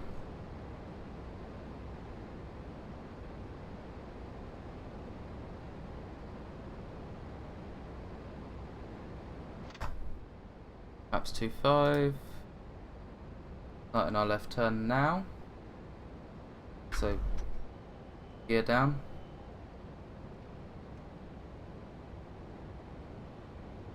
But we're going to need quite a bit of throttle for this turn. Please respond, throttle. There we go. Also, the jet engines, you have to wait for it all to spool up.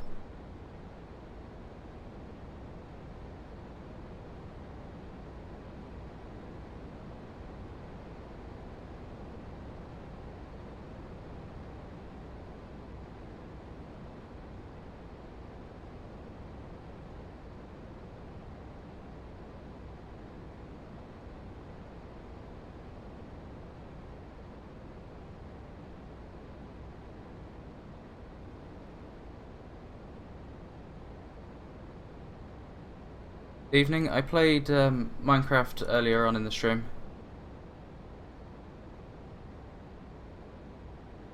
I'm now just doing my check ride aboard the 777 ready for the US tour.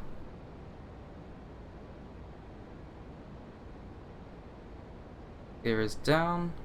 Oh, I thought I was on flaps 25. Gear's down, flaps 30.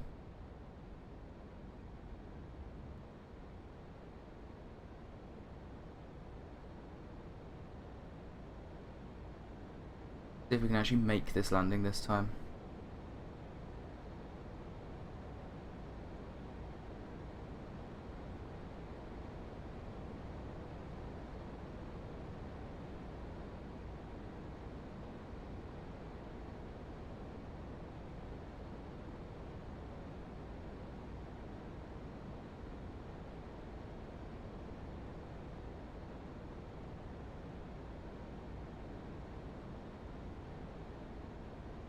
We are too high.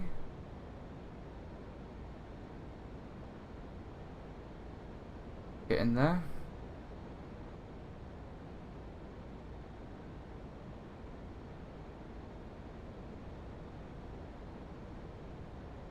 On the glide slope, we'll slow down our descent, otherwise we'll end up too low. Let's not end up to the left of the runway again.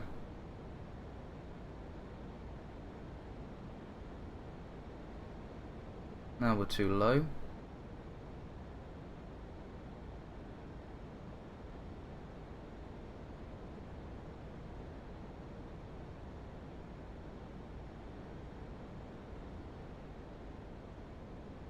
Off to Vietnam for a month from tomorrow. Okay. Have fun at Vietnam, I guess. Hopefully see you when you get back. I wonder how low down my gear is if I'm going to hit that tree. I am too low at this point.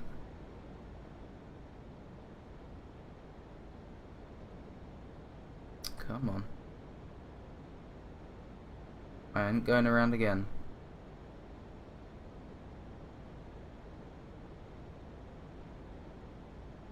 Refuse to go around again. Land on the runway.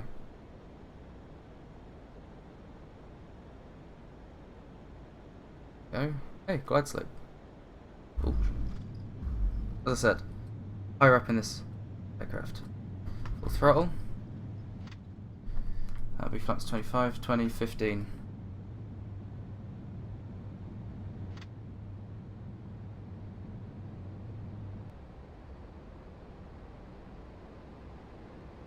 Gear up. Landing 1 complete.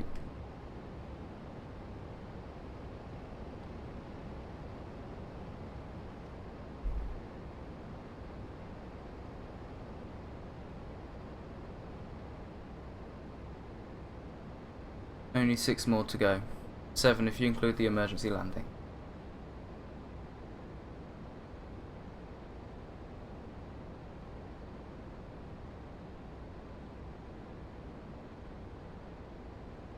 Flaps 20.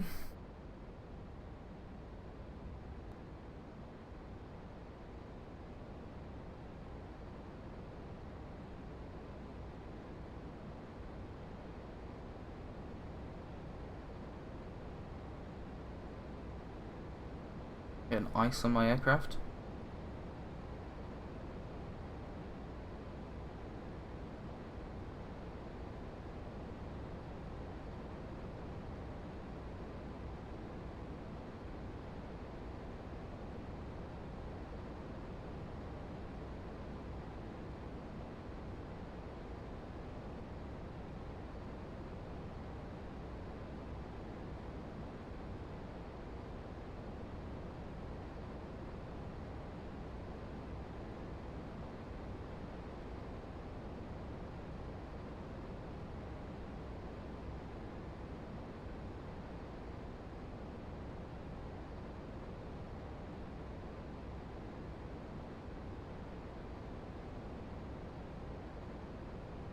Altitude should be fun to try and maintain now. Okay. Time. 10 past 12.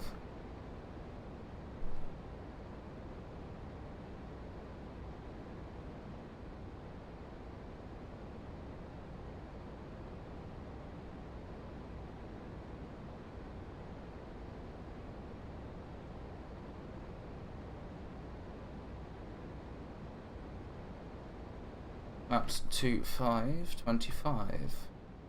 Now I've just turned into a bingo cooler. Maps 25, 25, 25.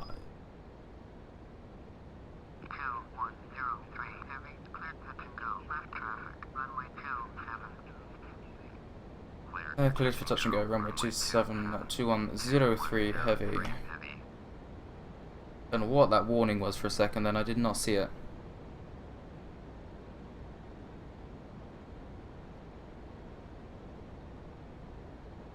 So we are cleared for our touch and go. aircraft, I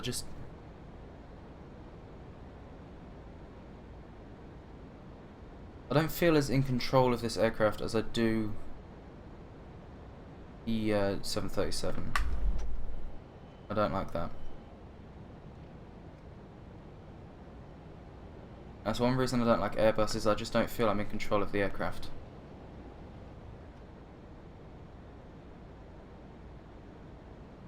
I don't know why, but this aircraft I'm getting the same feeling from.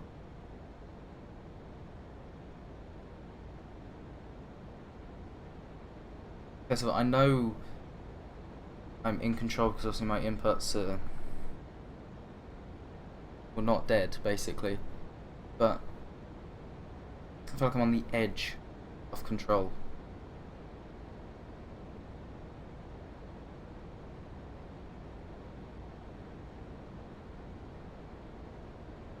I think it's just the simple fact that I've flown the 737 so much compared to this. Of course, with the 737, I can fly it quite well. This I can't. It being higher off the ground, I don't feel confident landing. I don't know why, it just seems to float as well. I don't know if that's probably the simulation though. I feel as I've got as much control as I do. But I feel like it moves easier than the 737, which good and bad in a way. Apparently the autopilot on this is supposed to be bad. I've used the autopilot a little bit and it seems pretty good. So, or just as good as any other autopilot I've used. The FMC seems simple enough to use. I wish it was like the actual proper one, but what can you do? Maps 30. But, oh well.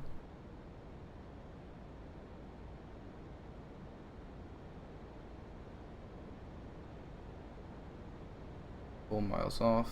I need... Whoa! We are way off for landing. Shit. I didn't work that out very well, did I? Probably gonna be my worst landing of this. As long as I don't crash. As long as FSX doesn't crash as well, actually. Then all will be good.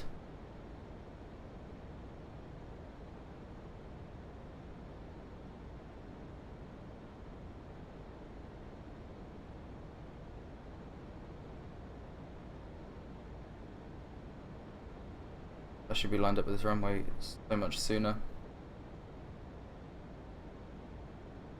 The verge of being too low as well.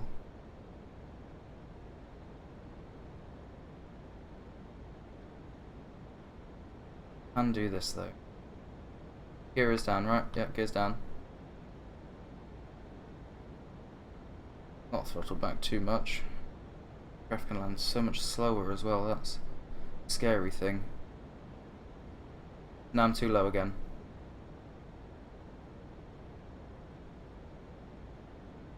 Not even a crosswind and I'm having a hard time staying on the centre line.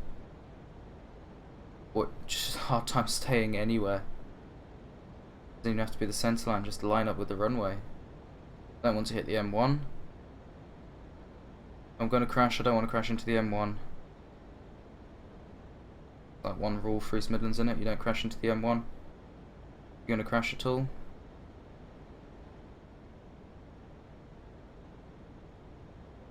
Go, we're on the glide slope, hopefully we can maintain it. The landed, no, we're too high. And we should be on the ground. Full throttle. Okay.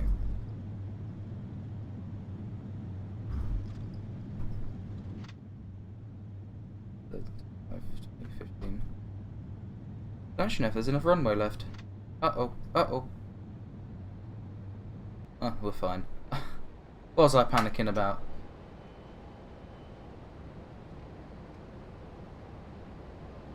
Landing 2 complete.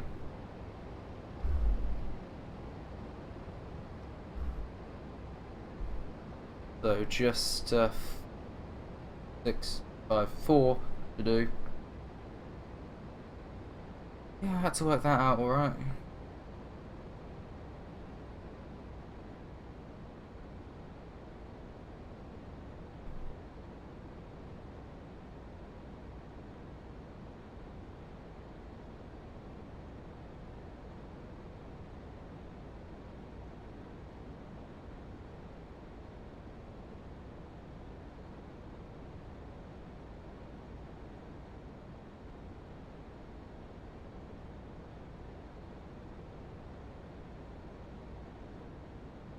Keep climbing, not descending, come on.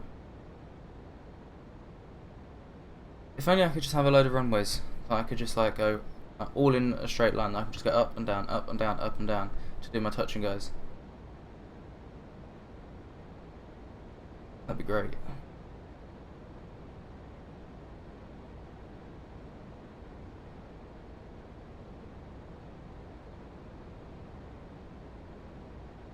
East Midlands is very quiet today, it seems.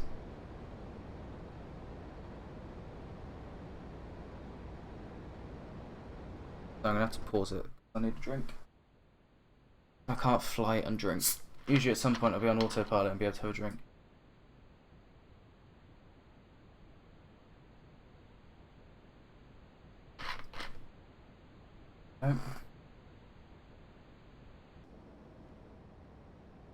Okay, so hopefully it won't take too longer.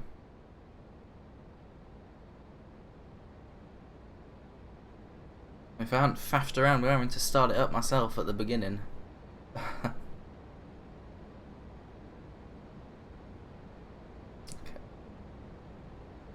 Let's keep it. This altitude, we should be good. Okay, so that landing wasn't too bad.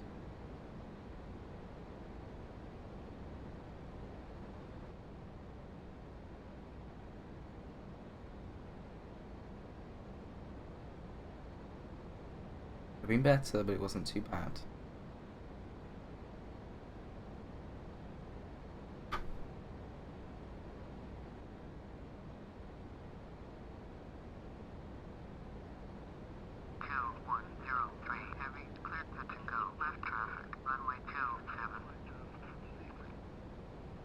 Go for touch and go, runway 272103 heavy. 2103 heavy. Okay.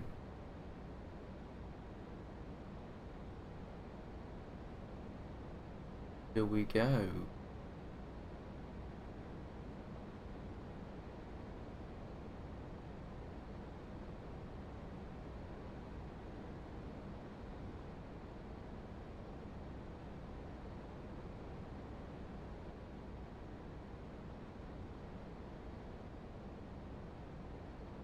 So what flaps we're at? We're at 15, we'll go 20, 25, that was a lot quicker than I wanted to get to 25, but there we go.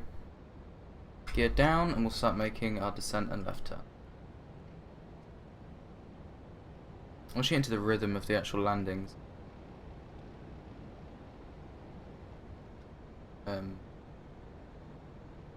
gear is down and locked, okay. I just heard a weird noise, I didn't think the gear was down and locked then.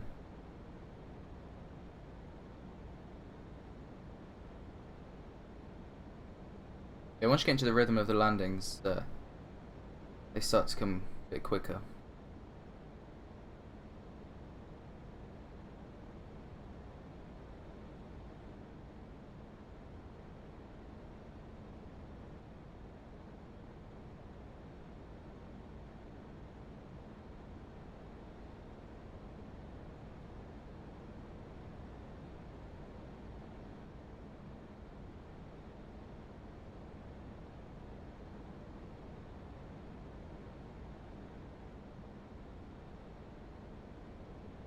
Cool.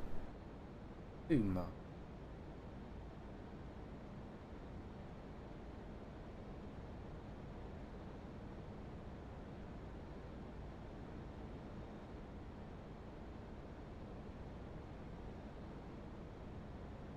I don't like the constant warnings that the autopilot and autothrottle's disconnected.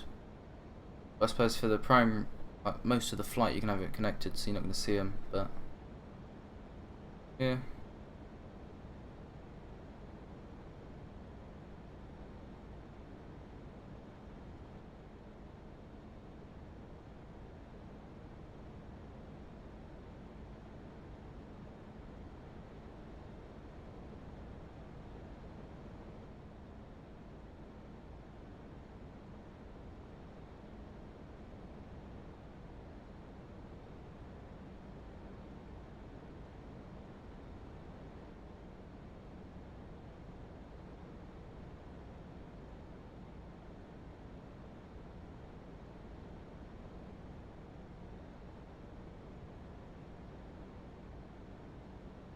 I just realised the time's up there on whatchamacallit. ACARS 12:18 Zulu, which currently is the correct time for UK, so we'll go by that. So we are too low presently. Done it again though, where we're not fully lined up. Gear is down, yeah. We're flaps 30 now. Don't sink. Don't sink. Don't worry, I'm not flying. Apologise about that joke there. That's our glide slope, so we need to start descending, not climbing.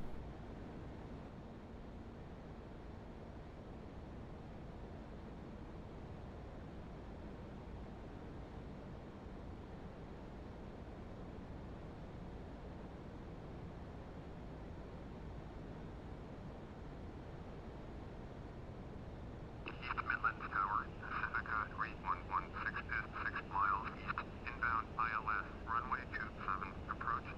Pacifica 3116, East Midlands Tower, fly straight in, runway 27, QNH 1023.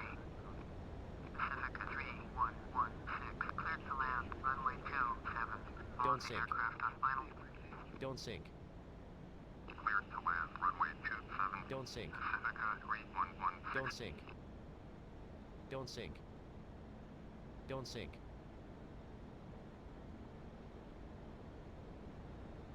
On. Like I said, I don't feel like I'm in control of this aircraft.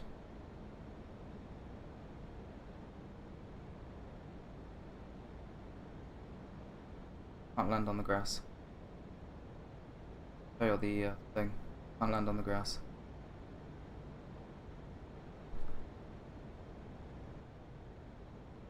Come on, come on, come on, come on, come on, come on, come on. Level. Land. Land. No. Fuck it, land on the grass then. Don't know why you're going sideways. 103 heavy, contact ground on 121.9. We're not going to ground, you know we're doing go-arounds.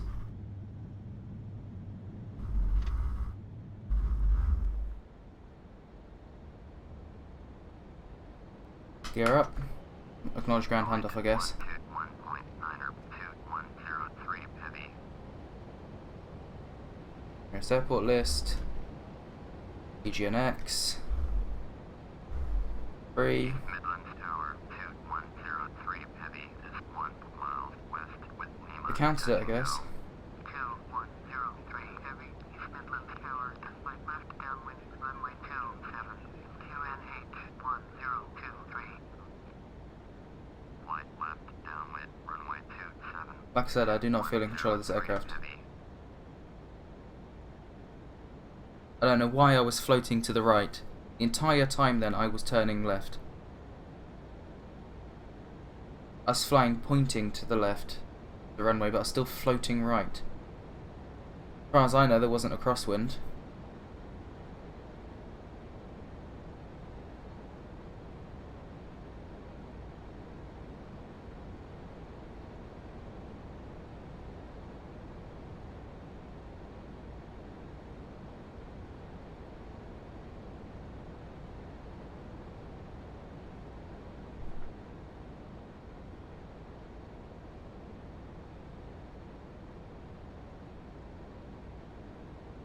Pacifica 3116, exit runway when able.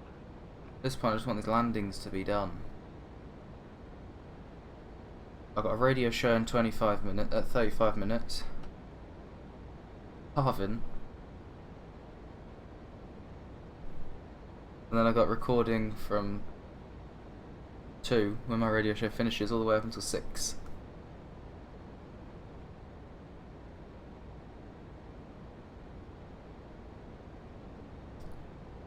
I'm 25 minutes into my lunch break for today.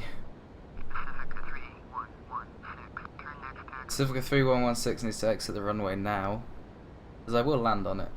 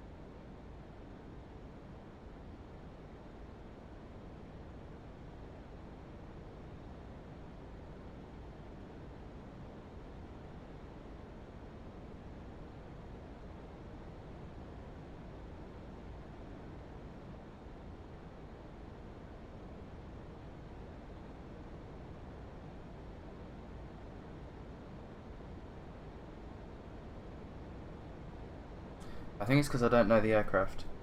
And when I'm coming to actually landing, though I'm landing at slower speeds, I feel like I'm landing a lot quicker because I don't know what's going on, kind of thing. Runway 27, approach. Cessna Golf Juliet, Quebec Romeo Charlie, East Midlands Tower. Make straight in runway 27, QNH 1023. Fly straight in runway 27, Cessna Quebec Romeo Charlie.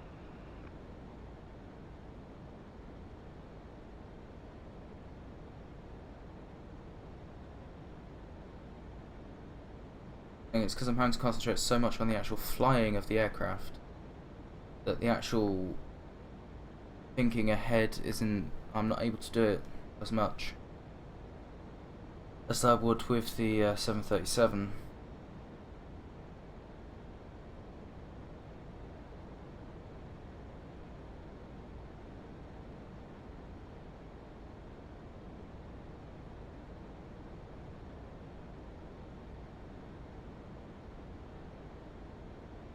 But I suppose not too bad.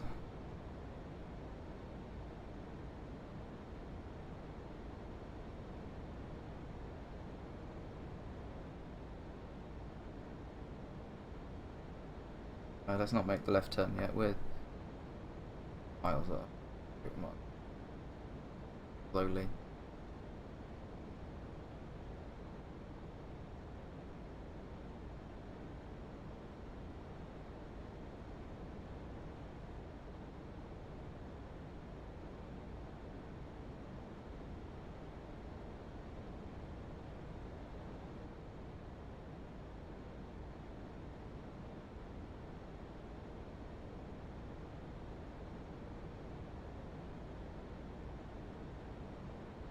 Well, I was so enthusiastic about this when we first started. I'm now to the point where I just want it to be over. Perhaps 30.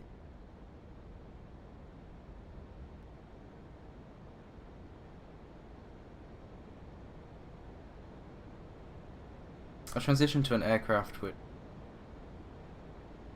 as I keep saying, I'm not comfortable flying it at the moment. It will come. It will definitely come. I was like this with the 737. I couldn't fly it. I couldn't fly it basically. And then I got to the point where I could just about fly it like I'm doing now. And then I got to where I am now, where I can, for the most part, fly it even with engine failures. This with an engine failure, I'm not so sure we're actually going to do it. I'm not sure how we get our oceanic clearance either when we do our flight, but we'll get it. We will do something.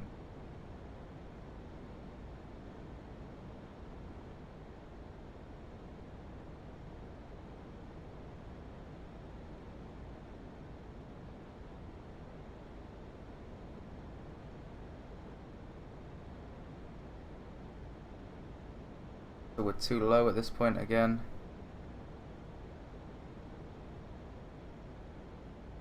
So no, even if there was a crosswind, it would have been blowing me the opposite way.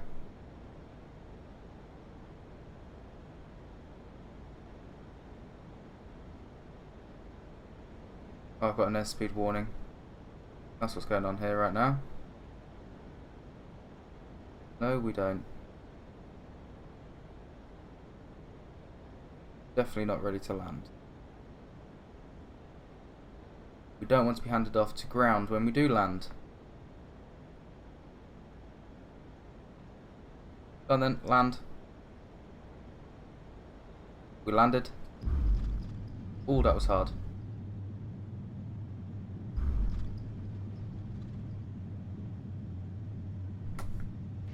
25, 20, 15.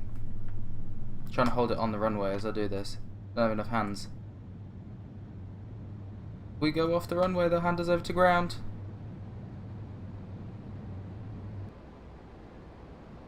What's the rate you're up? 4 of 6.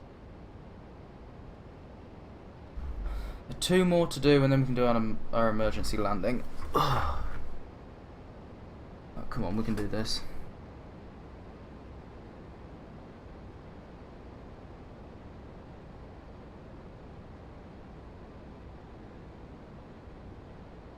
As long as that Cessna doesn't make us go around a million times now. I know what those small aircrafts are like. They get on the runway and they don't leave the fucker.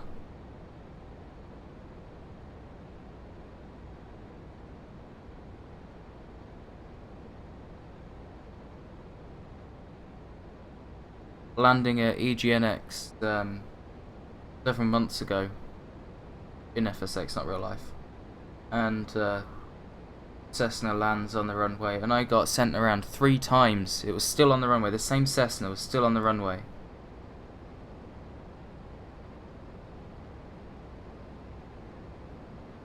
You seen how long it takes to do a go around?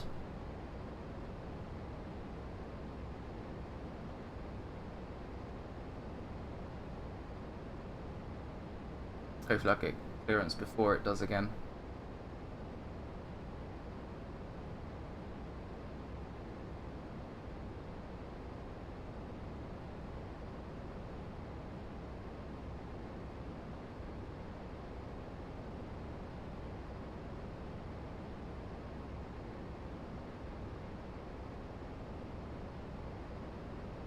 I definitely can't get sent around when I've got my emergency simulation.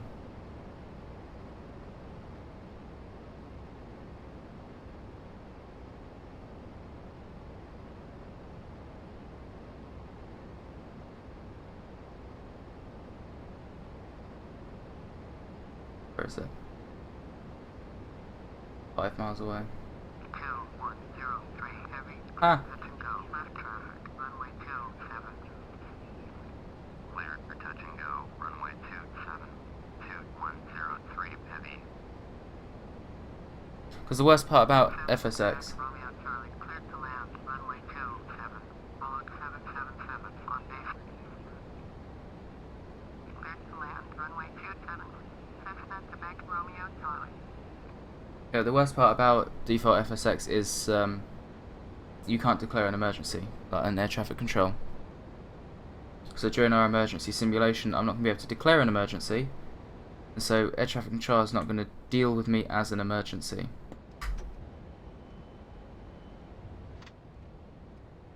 Which is bad.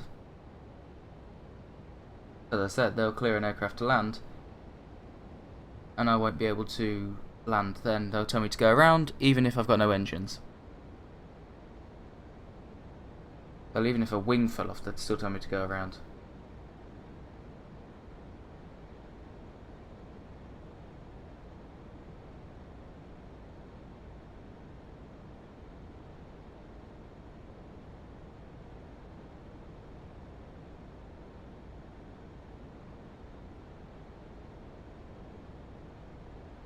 There's that Cessna Skyhawk.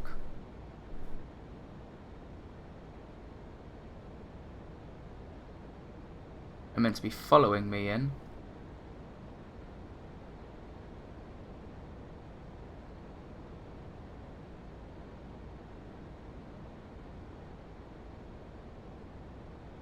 Like I'm racing it in.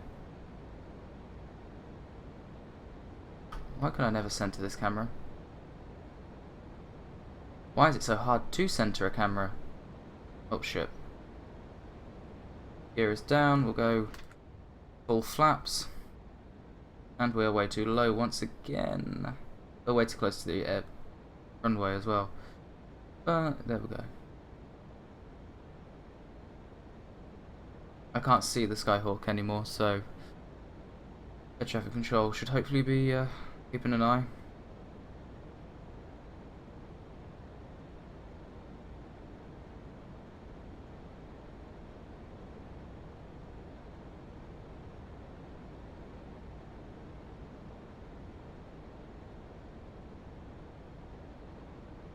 Too high.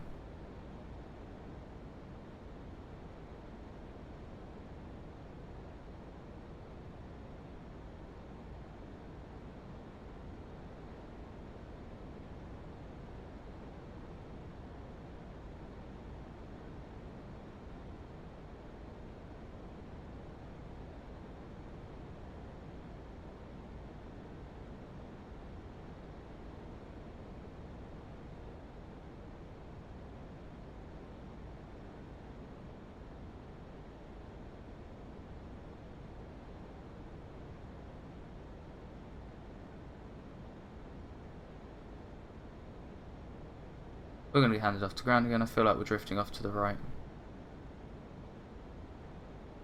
Idle throttle.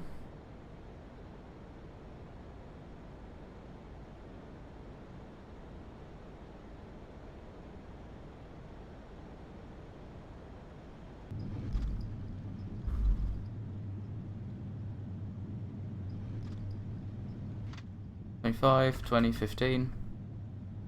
If you're wondering what I'm saying, then that's my flaps. I'm working out what position they're in.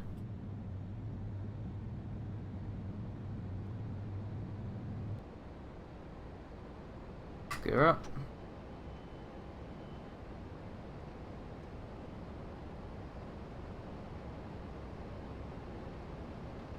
Okay, our last go around. Touch and go. Get this over and done with.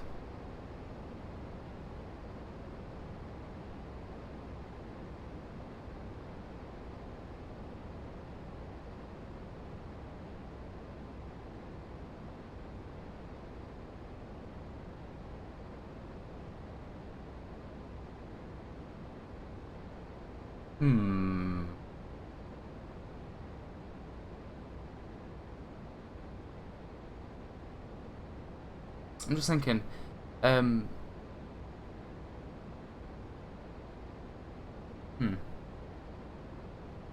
let's try this. Because technically the emergency landing is going to be a landing, right? Hang on, how many landings do I have to do? 7. I've still got 2 more to do. Fuck. Sake. We're definitely going to just test it with the emergency landing then. After this flight, we're going to trigger the emergency landing. And we'll just hope that it triggers our last landing and we do 7 landings.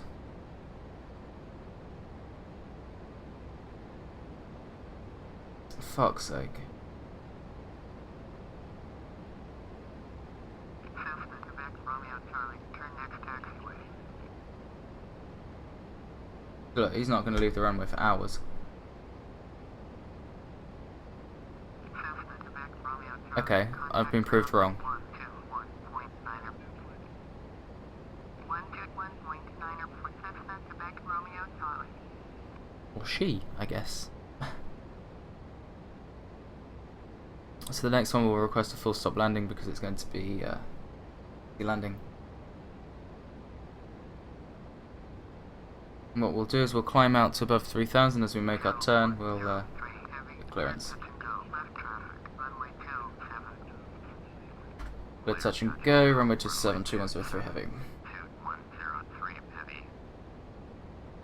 20.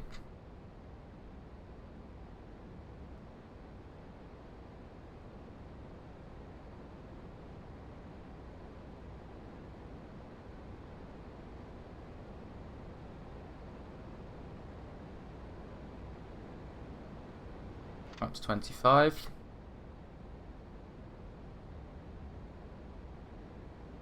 Gear down.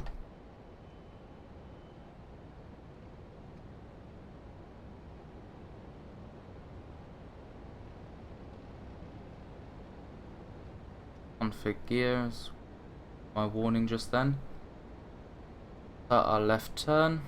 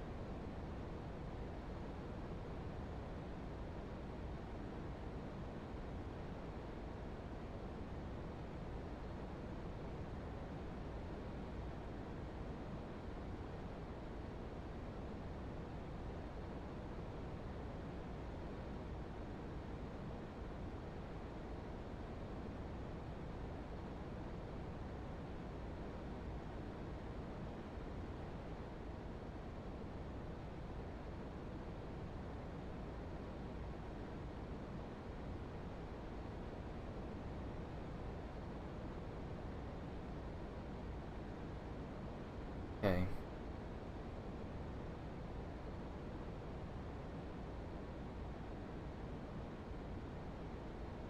So tomorrow we'll do like a usual stream of Tomb Raider and all that kind of stuff.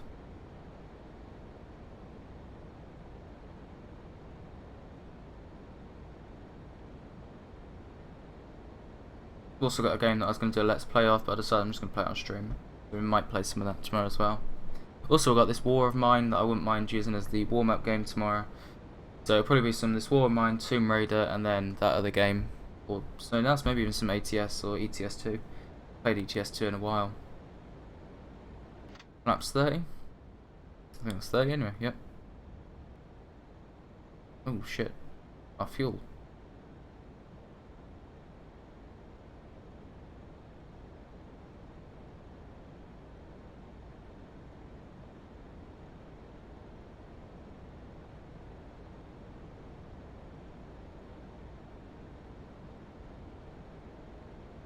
At this rate, I might just about have enough time to run down and get a coffee before live on the radio and recording this afternoon.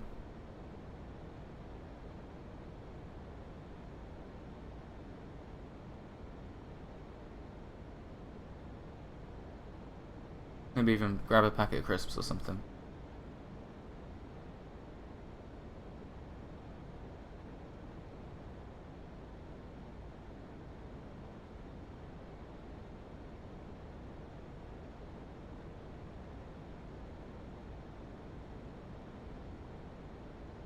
Too low. Terrain.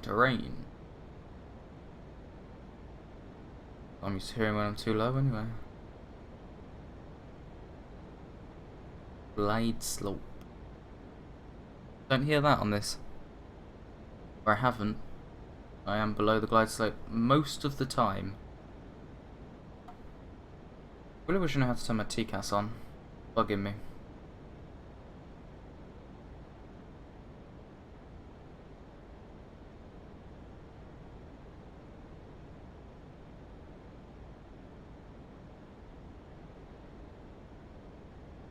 Pretty sure we were cleared to land, weren't we? Yeah.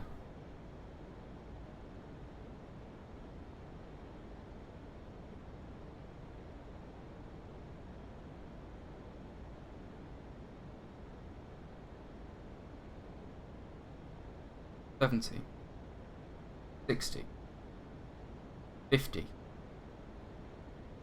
40, 30, 20, 10. Whoa. Bounced.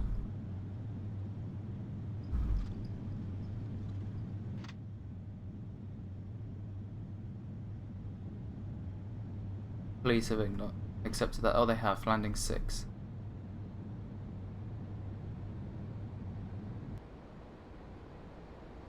Gear up. Midlands Tower 2103 heavy to land. Heavy to land. 2103 heavy. East Midlands Tower, my left downwind, runway 27, QNH 1022. Thank you. Flight left downwind, runway 27, 2103 heavy. Start that turn, but we're going to keep our climb as we are climbing now to above 3000 AGL, ready for an emergency landing, which should hopefully be the end of the flight. Check flight, check ride, whatever.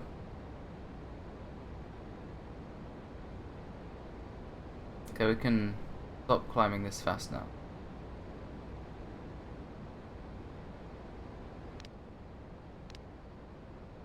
Land the aircraft safely.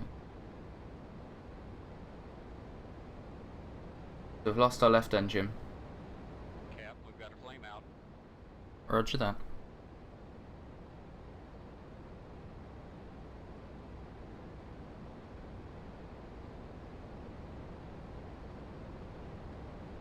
Mayday, Mayday, Mayday, 2103 Heavy is declaring an emergency. We've lost our left engine. We are inbound runway 27 VFR with an emergency. Pressed ground equipment standing by.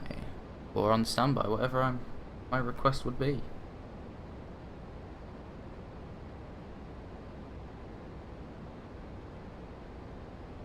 Alright, just double check it as I left.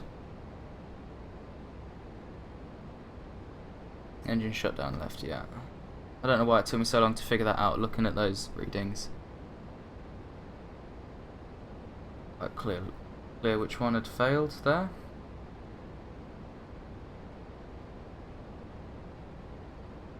Fuel for the time being is balanced.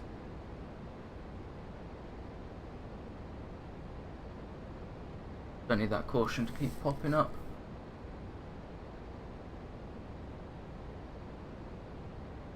Okay. We can do this.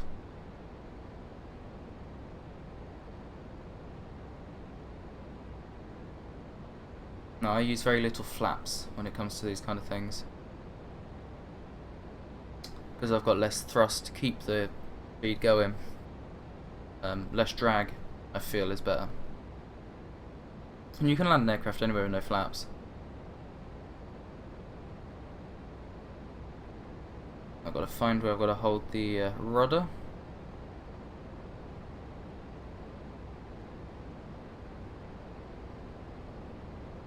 It's because I can hold the rudder here to hold us on course slightly.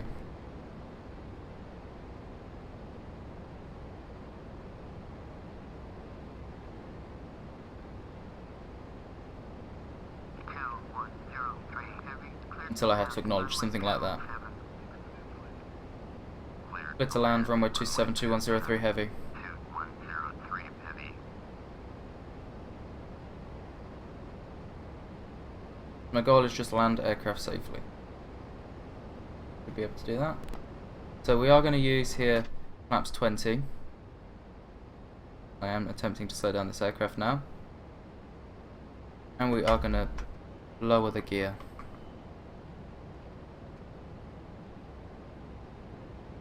I think that's probably where we're going to stop with the flaps at this point.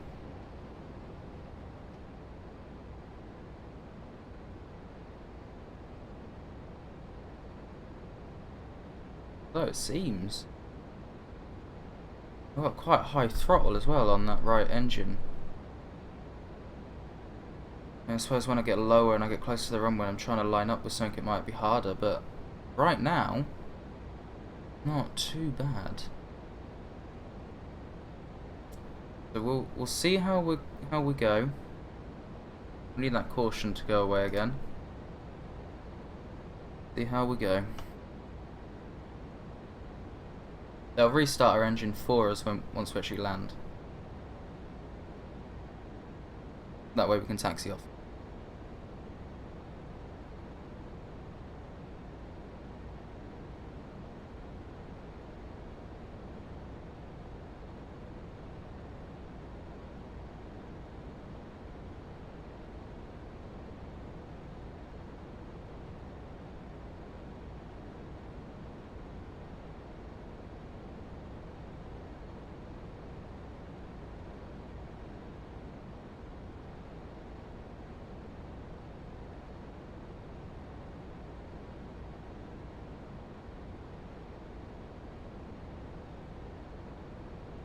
So not too bad here, not too bad. This is where we're going to find whether we can fly it sufficiently. I've got to try and hold on altitude now for a bit. A relatively high throttle. Also, just thinking about it, probably doesn't help this aircraft is very light. That's probably what I'm feeling right now, is that just the aircraft's very light. Don't sink. We've got, whoa, shit, I was looking at how balanced my fuel was. Don't sink. Don't sink. Don't worry. Don't sink. Not gonna sink. It's just ground there, we'll just smash into it. Sorry, again with the jokes. Of course, I do know what the don't sink means.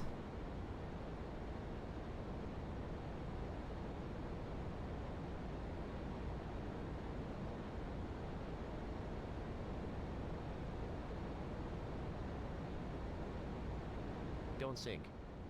Oh, stop telling me that every time I level off a little bit. I'll say it again. Don't sink.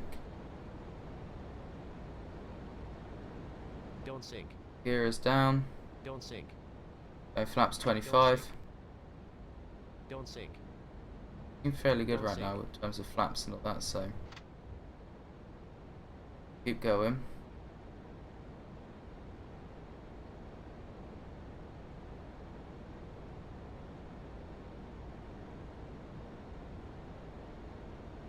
Aircraft down.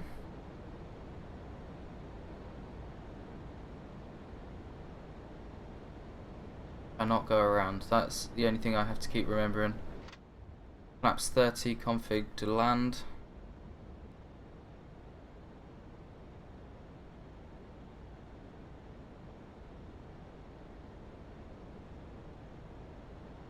Just keep reminding myself at this point I can't go around. I need to keep on that glide slope and I need to land this try. Coming in low isn't too bad this time. Landing on the grass I don't care about as long as I can land. Of course, this time you can see the stutter. I think my weather app is updating the FSX weather. Don't sink. Don't sink. Don't sink. Don't sink. Don't sink. Don't sink. Don't sink. Don't sink. Don't sink. Don't sink. Don't sink. Don't sink. Don't sink. Don't sink.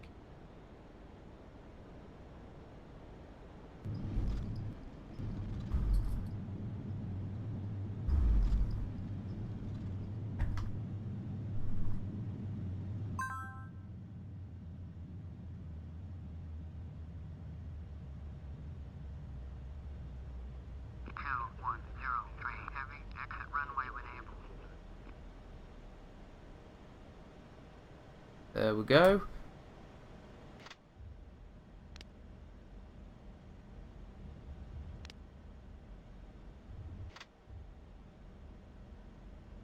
Congratulations, check ride passed. Let's get off the runway here. Are they going to give us our engine back? They usually do. I guess not this time.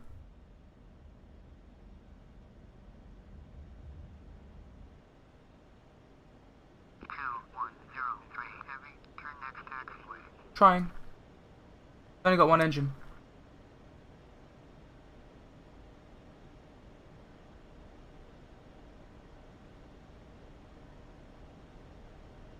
Far harder than you might believe to actually taxi with just one engine.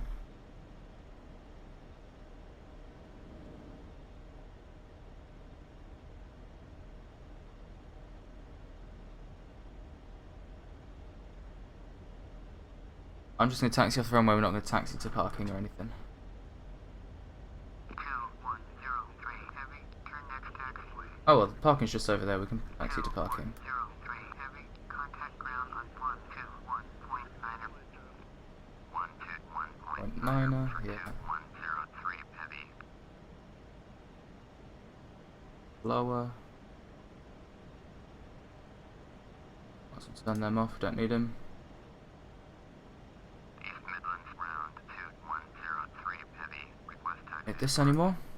2103 Don't need this anymore. General aviation parking using taxiway Sierra Alpha Juliet. Taxiing to general aviation parking via taxiway Sierra Alpha Juliet 2103 Heavy.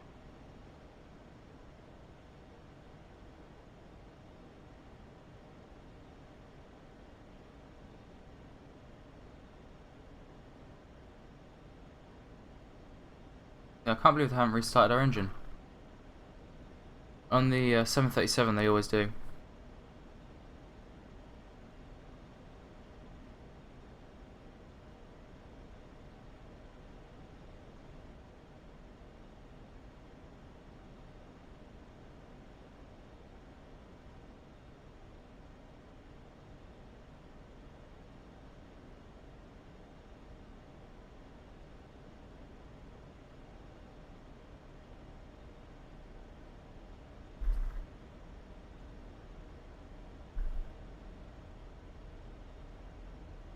So I thought I'd be sent to the gates, but apparently not.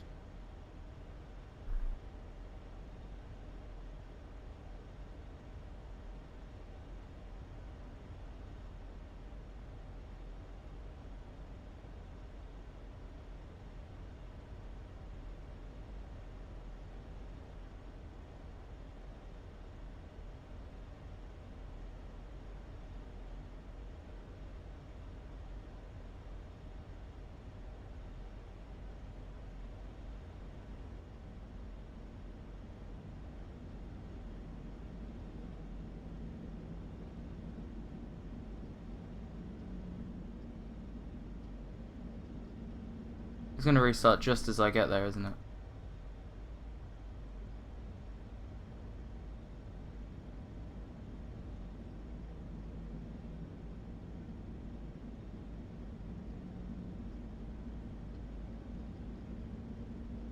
It's going to be hilarious.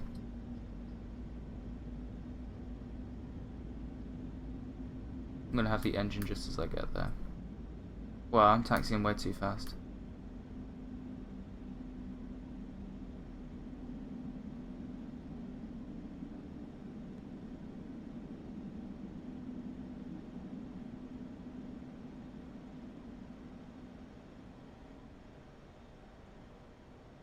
Okay.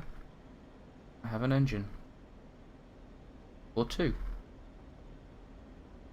Fuel quantity low. Indeed it is.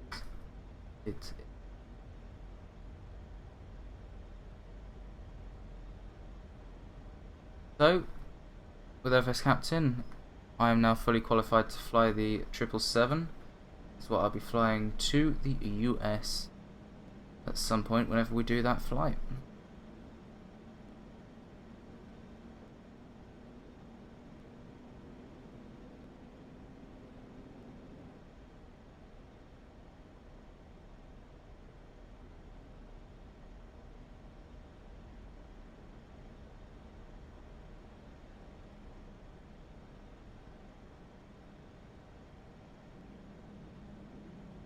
Parking brake set. Engines off. End and record. Cool. There we go.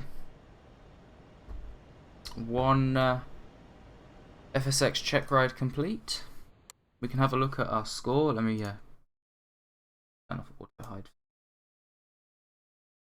There we go. Let's have a look at our score here.